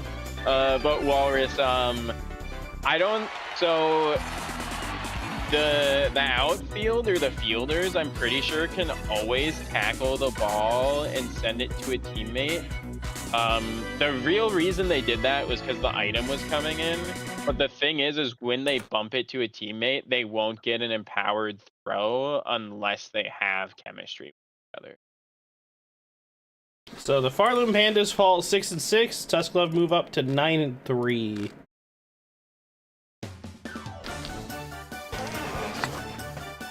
MVP goes to Irvine.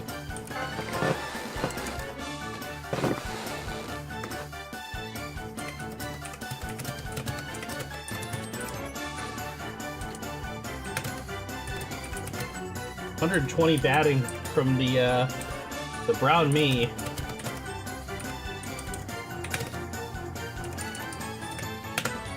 Crodsworth only hit that game was off that bunt with the item usage, but it's still pretty cool to see. Also, he got 10 running points. Oh, that was from when he won the close play. Yeah. Oh, so many low numbers for the Pharloom Pandas. You hate to see it. My gosh. Didn't show up to the game at all. It feels Only like one player got above 50. Yeah, Bowser only getting 10 points is absolutely detrimental to the team. I mean, of course, the rest of the team didn't really show up, but if your captain, who you're expecting to put up runs, doesn't perform, then it's gonna take the morale for the rest of the team's gonna take a hit. Yeah. Well, we have like an hour until ads, so I think we're good to go into the last match. Yeah? Yep. Yeah, let's just do it. All right. Here we go. Last matchup of the night. Our Waz, the Baddies, versus the Extra Lives. Start with you, Jolty. I like both these teams here. I like the Extra Lives. I think they've been on a bit of a cold streak recently. Still think they're a really strong team, but definitely have to give the edge to the bad guys here. Like I was saying with Tusk Love, something I really like about this team is they kind of have a bunch of henchmen from the bad guys, like some off villains. I guess these are more of the henchmen, not like the not so big villains themselves. But I'd love to see some of the bad guys coming together. Also, just a real quick thing. Earlier, Chaco said if a team has both a light green outfield and 2 critters on the infield, it's going to be really hard to like score hits against them. That's very close to what we see from the bad guys here, which explains their defensive or just their performance in general throughout the season. They have a critter on the infield and then 2 rows. I'm not sure which one is on the second base, but that's going to make it really hard to score hits anywhere on the It's Hammer Bro in the second base. Fire Bro's on third base. But yeah, no, that's a fair assessment. Adam, how do you feel about this? Listen, I love me some those hammer bros, man. With a critter in the middle of a lineup. It always sells me every time. It's so deadly. So, yeah, we gotta, I love me some So we're going with the baddies. I mean, that's fair enough. I think everything being said is accurate. Unfortunately, the extra lives are structured very similar to the Punishers, and I just unfortunately don't think that they stand much of a chance in this situation. The Baddies probably have a huge edge here, and yeah, I think it's gonna go in the favor of the Baddies.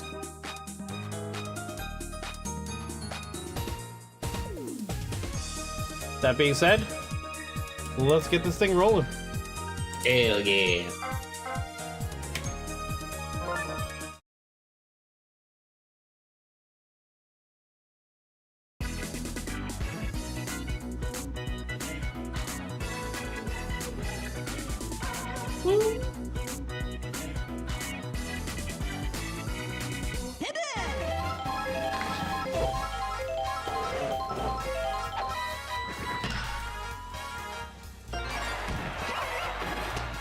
Crap start.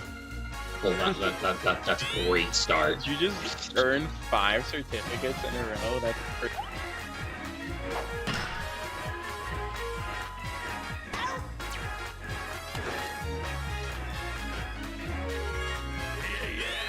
You're still going, holy crap. Booba Researcher. What? Oh my gosh, what is happening? Sorry, Stark redeemed 6 games in my channel, so I see. my bot was spamming your guys' chat up. It's okay, I don't care. That's a homer. Oh, is that over? Nice shot. Rerun homer to start off in Fire Bro. I love watching games on this field because I love seeing line drive homers, and this is the field that it happens on the most.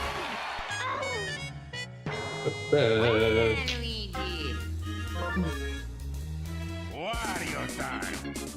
You have views? Go ahead.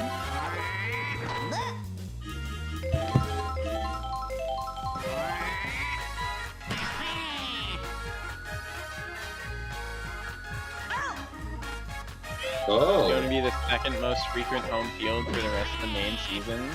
Awesome. Huh. I think my least favorite fields to watch are Peach Garden, for very fair reasons, and Luigi's Mansion only because, like, I love that field actually. Like, I love the animations on it, but you just don't see homers on that field.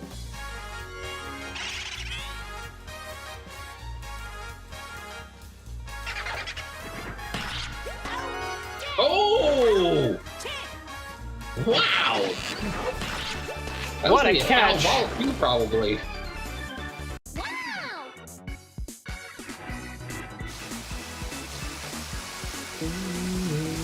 Yeah, that's really funny, Stark. Stark, are you able to hear? Are you able to hear Chalk at home? What? What? No, it would just be something on my side of it. Jaco just Wait, hasn't said anything in for a little bit. Wait. But he's there. Hold up. Hold up. What? Are we just now doing audio check on other voices in your stream there, Chelsea? Well, the thing is I can see in OBS that you guys should be able to be heard, but Hero keeps telling me that she can't hear you guys. Oh. I mean... That's strange. Hi, how are you? Wonderful weather we're having.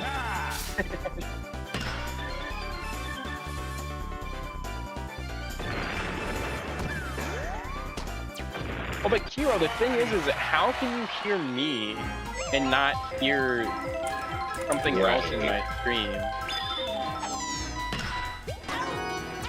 Oh, Fire Bro getting revenge from that last inning.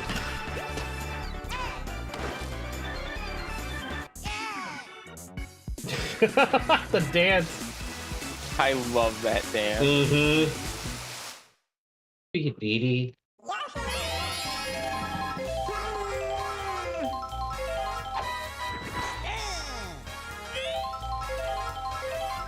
Wario time.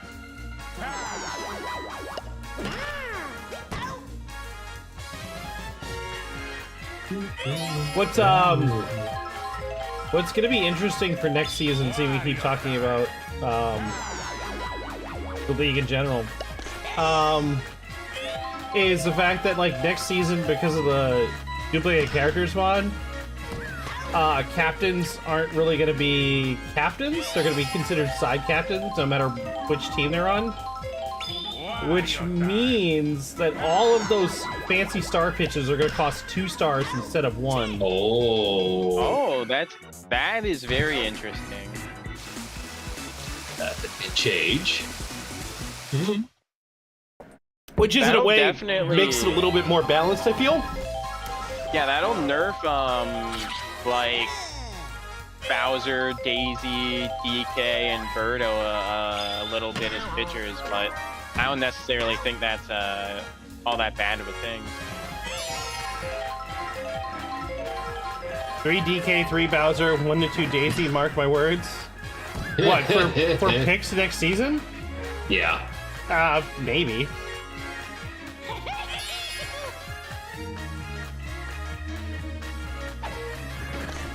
I just don't see a lot of captains going early anymore because they're not going to be needed. So I just don't see people grabbing somebody like Luigi without some severe rework to his character. I don't see people reaching for Diddy unless you're building a team comp around the Kongs.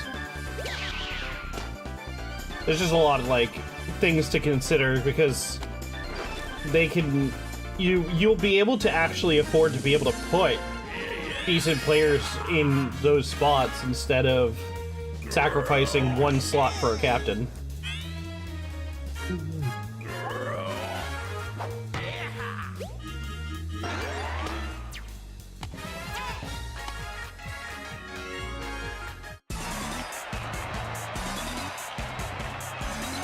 I say that like I'm not going to build the red team for the 3rd season in a row. I don't know what I'm going to do next season. I might not even play.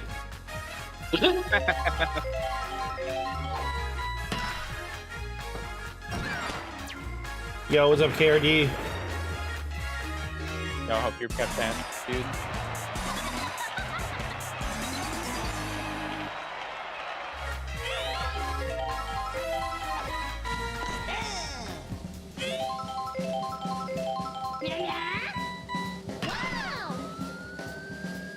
Oh boy, that's a big shot. This wizard here.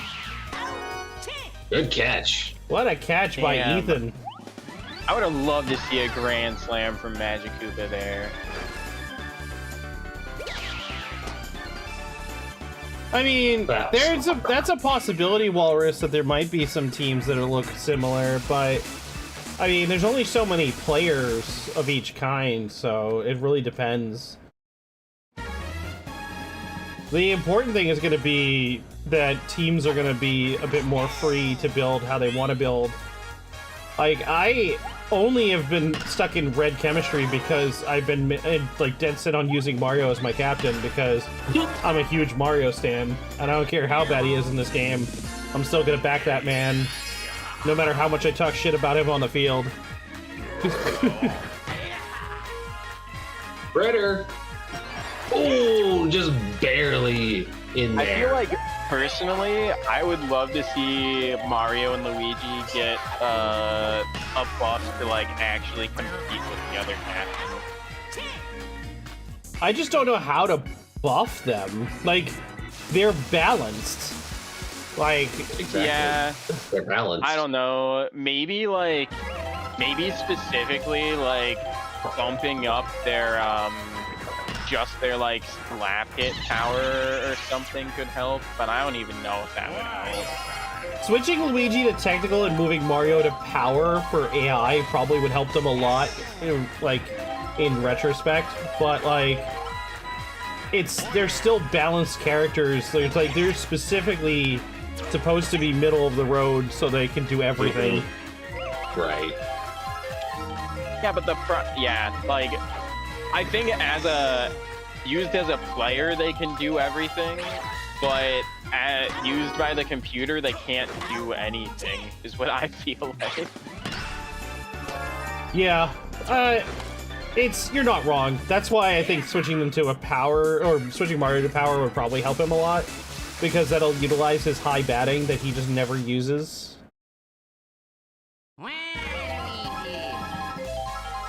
Yeah, color chem is going to help Mario quite a bit, especially because, like, captains are going to be dual colored next season, so, like, Mario's going to have all the blue and all of the red as options.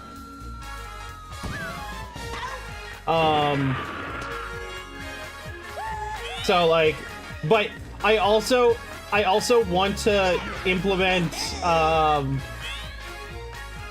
like, color opposition, too. Like, not just color, like, same chemistry and color chem, but I also want anti-color chem, so, like, I want red and blue characters to fundamentally be opposed. And stuff like that. So this way we'll have more negative chem moments as well as more positive chem. I want to, like, up the chances of, like, these kind of things happening. 1, 2, 3 here. I mean, we're almost to the end of the season, which means we're going to be opening up signups for season 3. And once people are starting to sign up, I'm also going to be looking for people to kind of help me out with all of the adjustments to make for season 3, as far as, like, do we keep Miis? Do we abolish Miis? Do we adjust the Mii stats? Do we neutralize the Miis back to being 6s and across the board? Do we, like, how do we change the chemistry across the board? Stuff like that. So, yeah, Uber, you'll probably definitely be on the group, but I'll be looking for people to help me out with it. I think something really interesting that could be an idea is, so, there's going to be salary associated to things, right? Yes, so, characters will get a salary based on what you bid for them. They're getting paid? Let's say, like, you don't use your whole salary cap or something.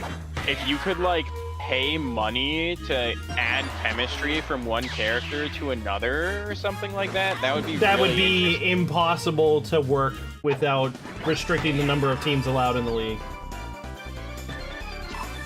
Yeah, I guess the problem is that would give chemistry to literally every kind of character to another character. You couldn't individualize it unless if there's, like, say 4 copies of Waluigi. Say there's 4 copies of Waluigi and you spent extra money to make Waluigi particularly good. Every other Waluigi player is going to benefit. Like, yeah.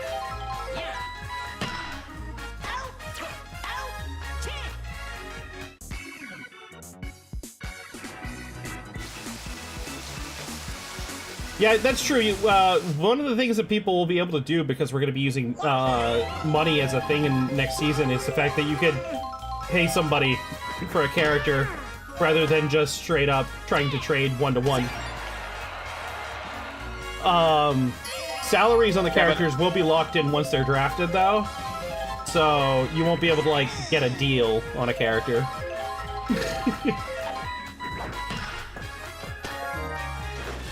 Unless they decide to take some of the cap off of your hands, because, like, that is something that they do in hockey, where, like, you'll trade a player, but, like, you'll be like, oh, but we'll still take the cap hit on our side. Interesting.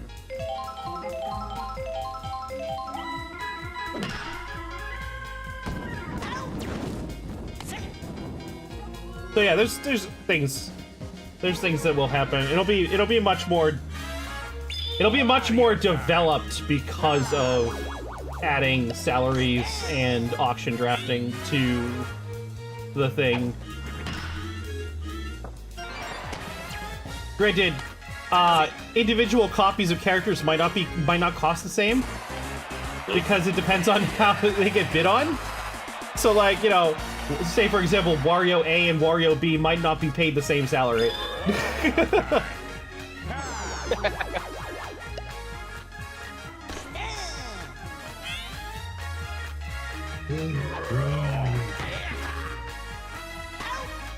Oh.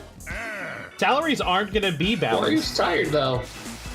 The salaries are going to be based on how well the players performed points-wise from this season and across all 3 leagues.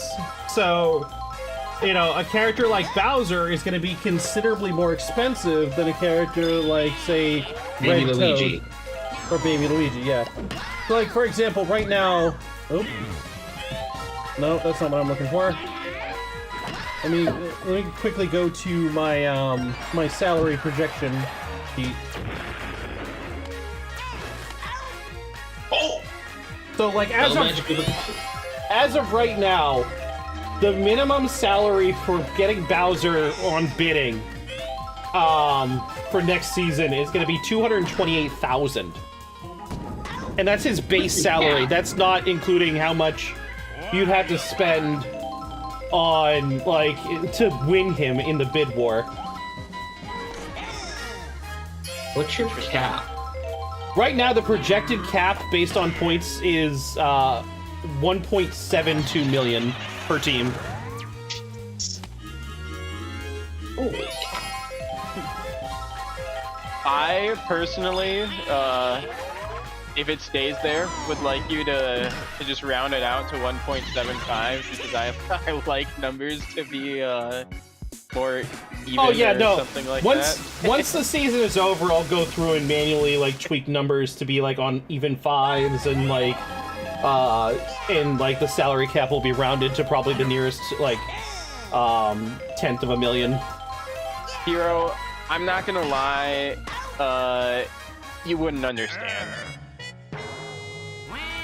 So, so the way it's gonna work, right? To try and explain this as quickly and efficiently as possible, every team will be given a an arbitrary amount of cash that they can spend on their players. Each player will have a value based on their performance for this season, and also how much people are willing to put up to get that player. So, like, because there's going to be an auction draft. So, like, when, for example, Bowser A, or the first Bowser, comes up to be bid on, it's going to start at $228,000 to get him as a player. But you're going to be bidding against the other team captains who are all going to be trying to get that player. So it's going to come to whoever spends the most money on that player. So if somebody locks that Bowser in for $400,000, then that's how much that Bowser is worth, and he will not change salary for the remainder of the season. So anybody who's going to be willing to take that hit can keep it, but that will cost against their total money for their team.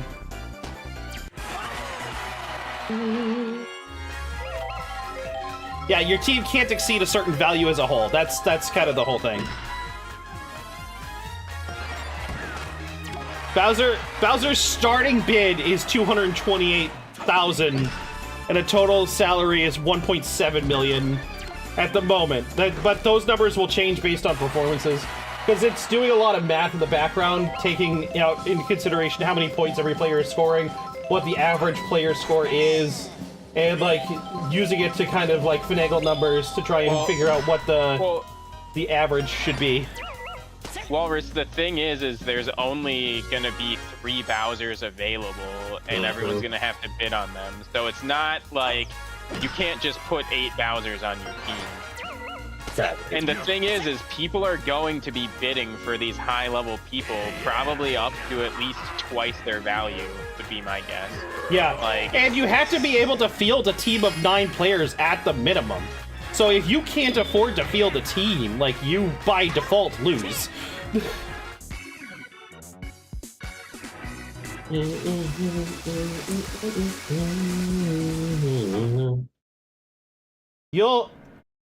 not wrong. I might have to do something to balance that.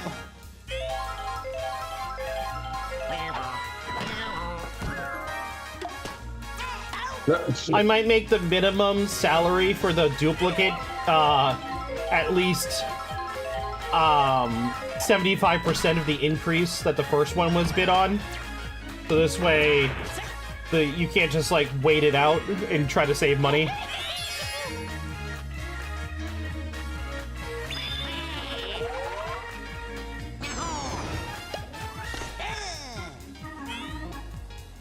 Yeah, I think that makes sense, Marius. Well, but I don't know. Yeah, I don't know. I think it depends on how many duplicate characters there are and how many people are playing in the league. Because, like, if there's only 3 and there's, like, I don't know, if it's, like, 24 teams in the same league or something, then I think it'll be a lot more competitive. But if it's like 8 or 9 teams competing for 3 Bowsers, then I think there might not be as much. Bring with a two-shot. Well, right now it's based on an average salary across the board being 144,000. It is timing that number by 12 to determine the cap. The problem is that average is also getting dragged down because there's quite a few players that are like 60k or 12k.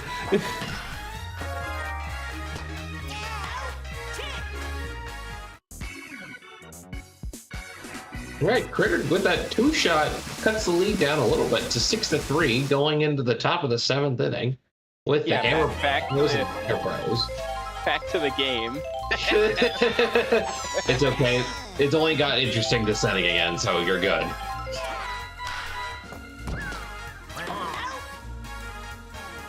I thought that Toad wasn't going to grab it. Yeah, that Shy Guy taking one for the team, getting hit by that whole power block himself, so Toad is able to catch that instead of being knocked down.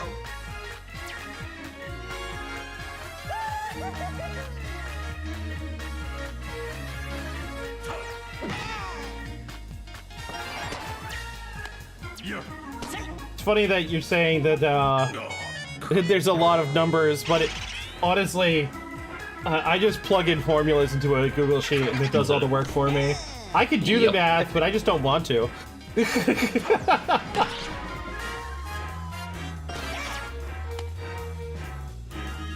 No, normally most fantasy drafts are based on just drafting, where you just draft a player and like that's that, which is what we did for the first 2 seasons. But auction drafting is going to save me a lot of time. The numbers does add some complications. Oh. Woo! 3-run homer Yoshi. from Green Yoshi. But the salary drafting will allow me to, like, instead of it being one player that gets drafted every like 2 days, it'll turn it into like 15 or so characters being drafted every like week. Which will allow the draft to go much faster.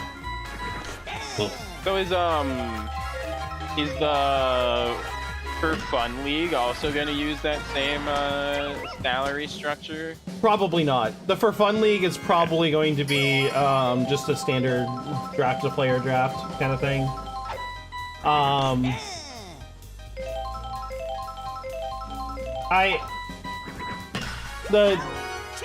I don't know. MSFFL is going to be an experiment, to say the least. All right, well, the Baddies put up 3 more runs here in the top of the 7th inning.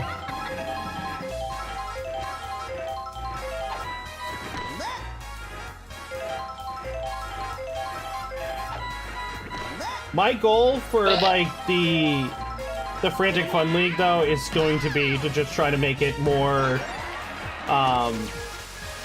casual in every respect that I can come up with. Like, I just want it to be like, that's where people go that want to just kind of have dumb fun. and then like MCell will be where people want to try to win.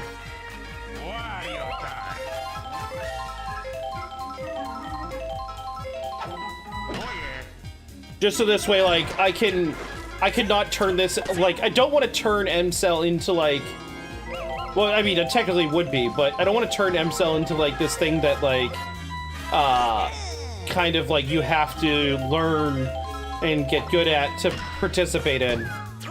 But I don't, but I don't want to alienate people that just want to, like, pick characters and have fun. So, that's why I wanted to make the Frantic Fun League.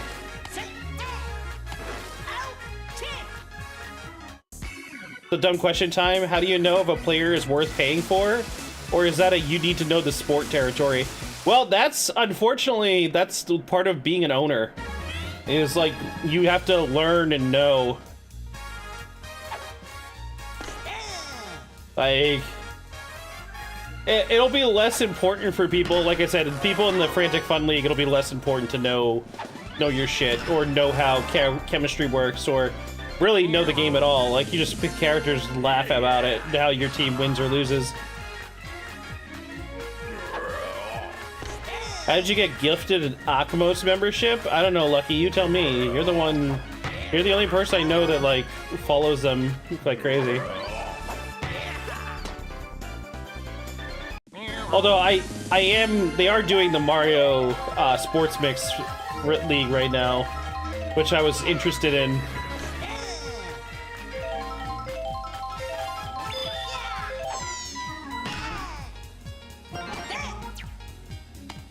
Also, did I kill the conversation? I feel like you guys have stopped talking. No. Just vibing. Okay.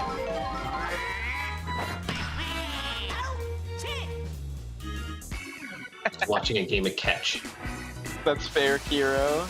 Honestly, that's what the Frantic Fun League is for. It's for people to just pick their favorites and have fun. Like, if you win, you win, you lose, you lose. And, like, just kind of that kind of vibe.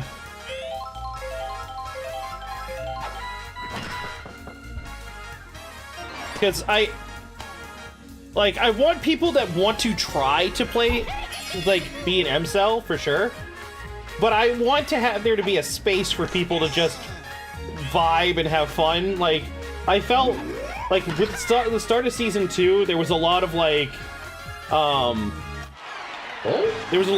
judging on people's picks that didn't want to be judged, and so opening up the door to like kind of like the no judgment, like we know we're just doing this for fun approach, I feel would make it a much more welcoming environment for people to just have fun. Because at the end of the day, I want people who participate to have fun, whether your version of fun is meticulously making a team perform at peak performance, or if you just want to watch like 7 Monty Moles slap the ball around for 5 hours. That sounds incredible.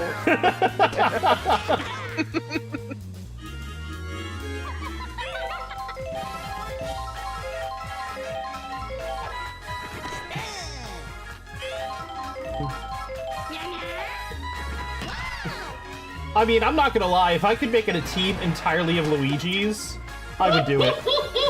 I would just, this is an all Luigi team. Everyone is Luigi. That's wonderful. An all Luigi team. That is something I was not prepared to hear. You could do like you could easily do like a full Yoshi team with like all the different Yoshi colors if there's duplicates.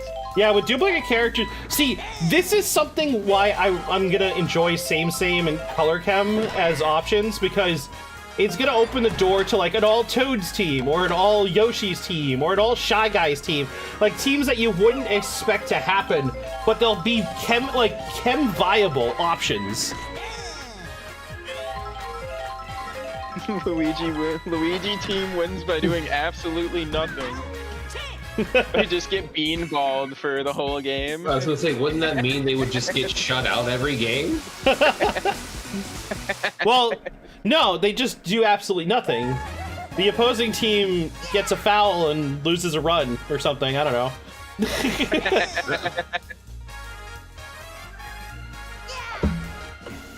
Yeah, the only weakness of an all Yoshi team would really just be like none of the Yoshis, even the default captain, are great pitchers, but like they have respectable enough like batting and Waka getting a strikeout on Hammer Bro. Crazy. Hey. And it wasn't even close to like the edge of the plate either. I'm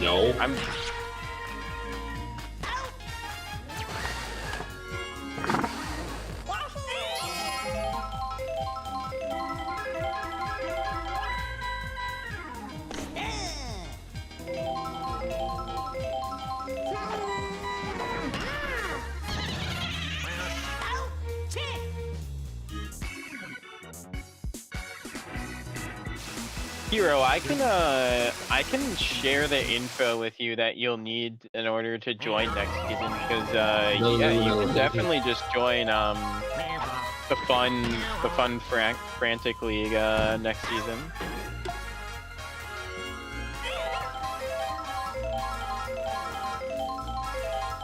Yeah, Rosalina's not in it, unfortunately.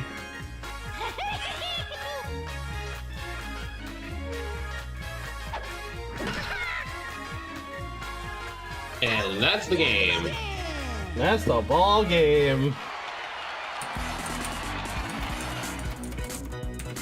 As the Baddies win 9-5 against the Extra Lives.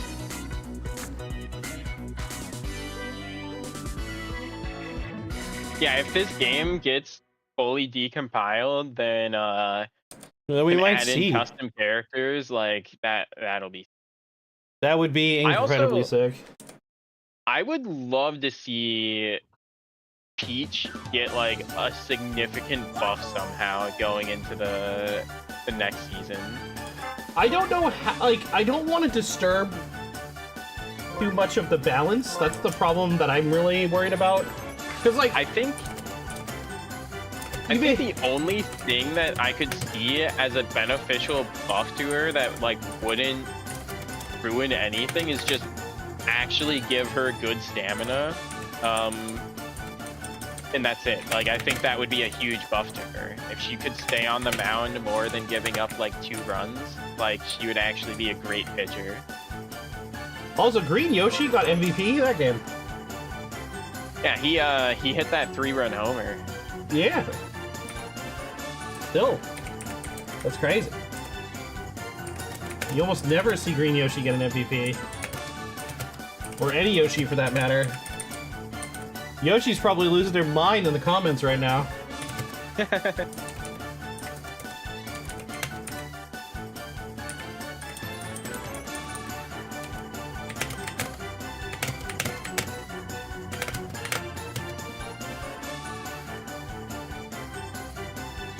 Well, Walrus, I think the mod is probably just a reskin of Peach for Rosalina, though. Yeah, probably. MVP for Yoshi! Yep, there we go.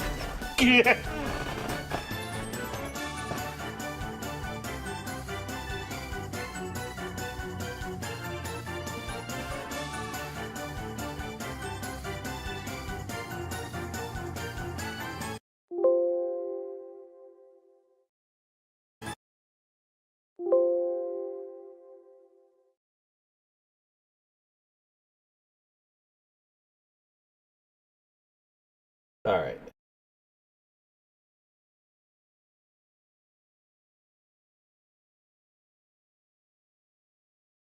Last match of the night is done, which means it's time to look at stats. Standings. Here we go. Tusk Love still at the top of Group 1. Wow. Baddies right behind them. Crozzie behind that in third with a game in hand. Pharloom Pandas in fourth. Turquoise Turnabout did nothing and stayed where they were at fifth. Xelpud's Harem moves up to 6, taking the playoff spot. That literally Xelpud, Extra Lives, Punishers, and Peppers are all fighting for that last spot right now. I swear to God, that's what's happening. Oh my God. 3-way tie at 4 wins apiece for the Extra Lives, Punishers, and Peppers. And of course, Punishers went from 6th to 8th because of their loss tonight. Hate to see it happen, but my team, I don't think we're making it. I thought I put together a good team, but apparently, nope, it's just trash. Just absolute trash. As I expected, I guess. I don't know. Yeah. So there we go. Tusk Love actually moved into the top 4 overall tonight, which is crazy.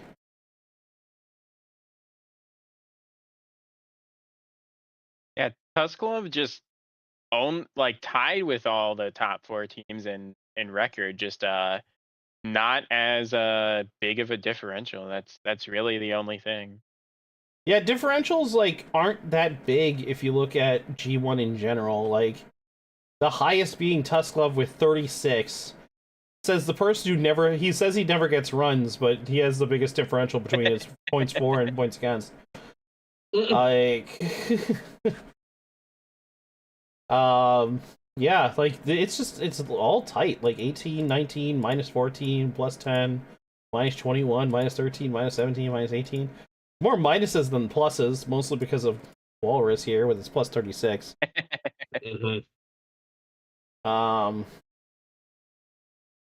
Oh, my Punishers, man. We were pulling away from being one of the worst teams in the league, and now we're back down at we have 135 runs against us.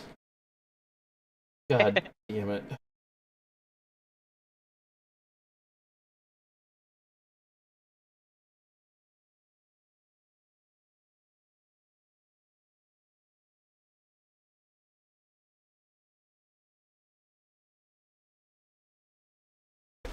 Alright, let's look at stats. Let's see how far Red Critter fell. Oh, Red Critter's still at 2nd.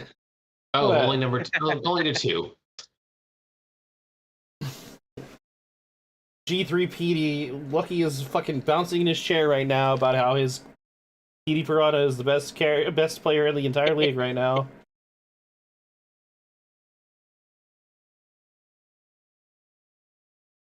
G3 Bowser in 3rd. G1 Funky, that's the Xelpud Harem. He's in 4th right now. G1 Donkey Kong on the Peppers, number 5. This is crazy because bottom 14, bottom 14, bottom 14. Yeah, that's I don't get it. Somehow just the impossible happens. Three of the top 5 players in the entire league are all on losing teams.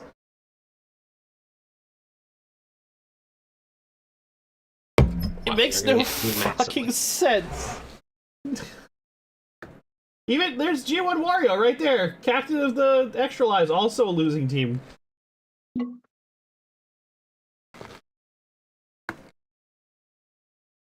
Makes sense. It does not. Anyways, that's all I gotta say for tonight. What do you guys got? Any final statements before we head off? Keep on peppin'. Yeah. Who should we raid?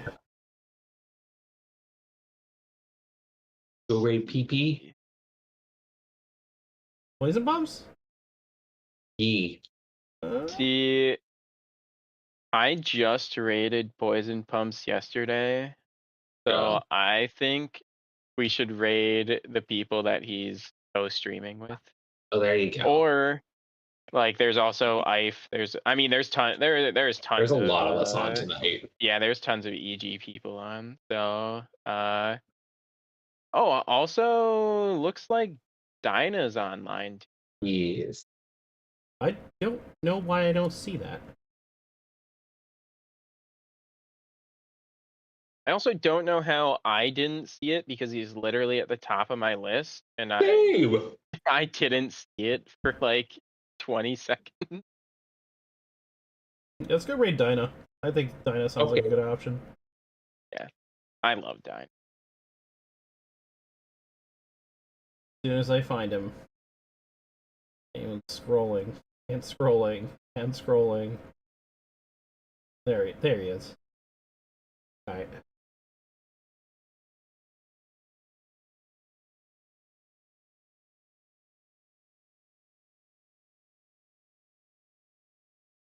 Alright. Ready? I just started the queue, so give it a second. Okay. Okay.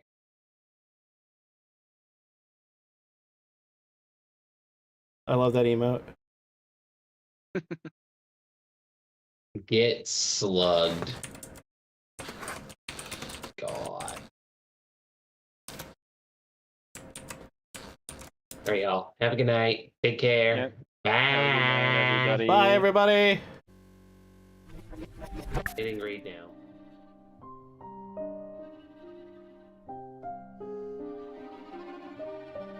Che a sua idea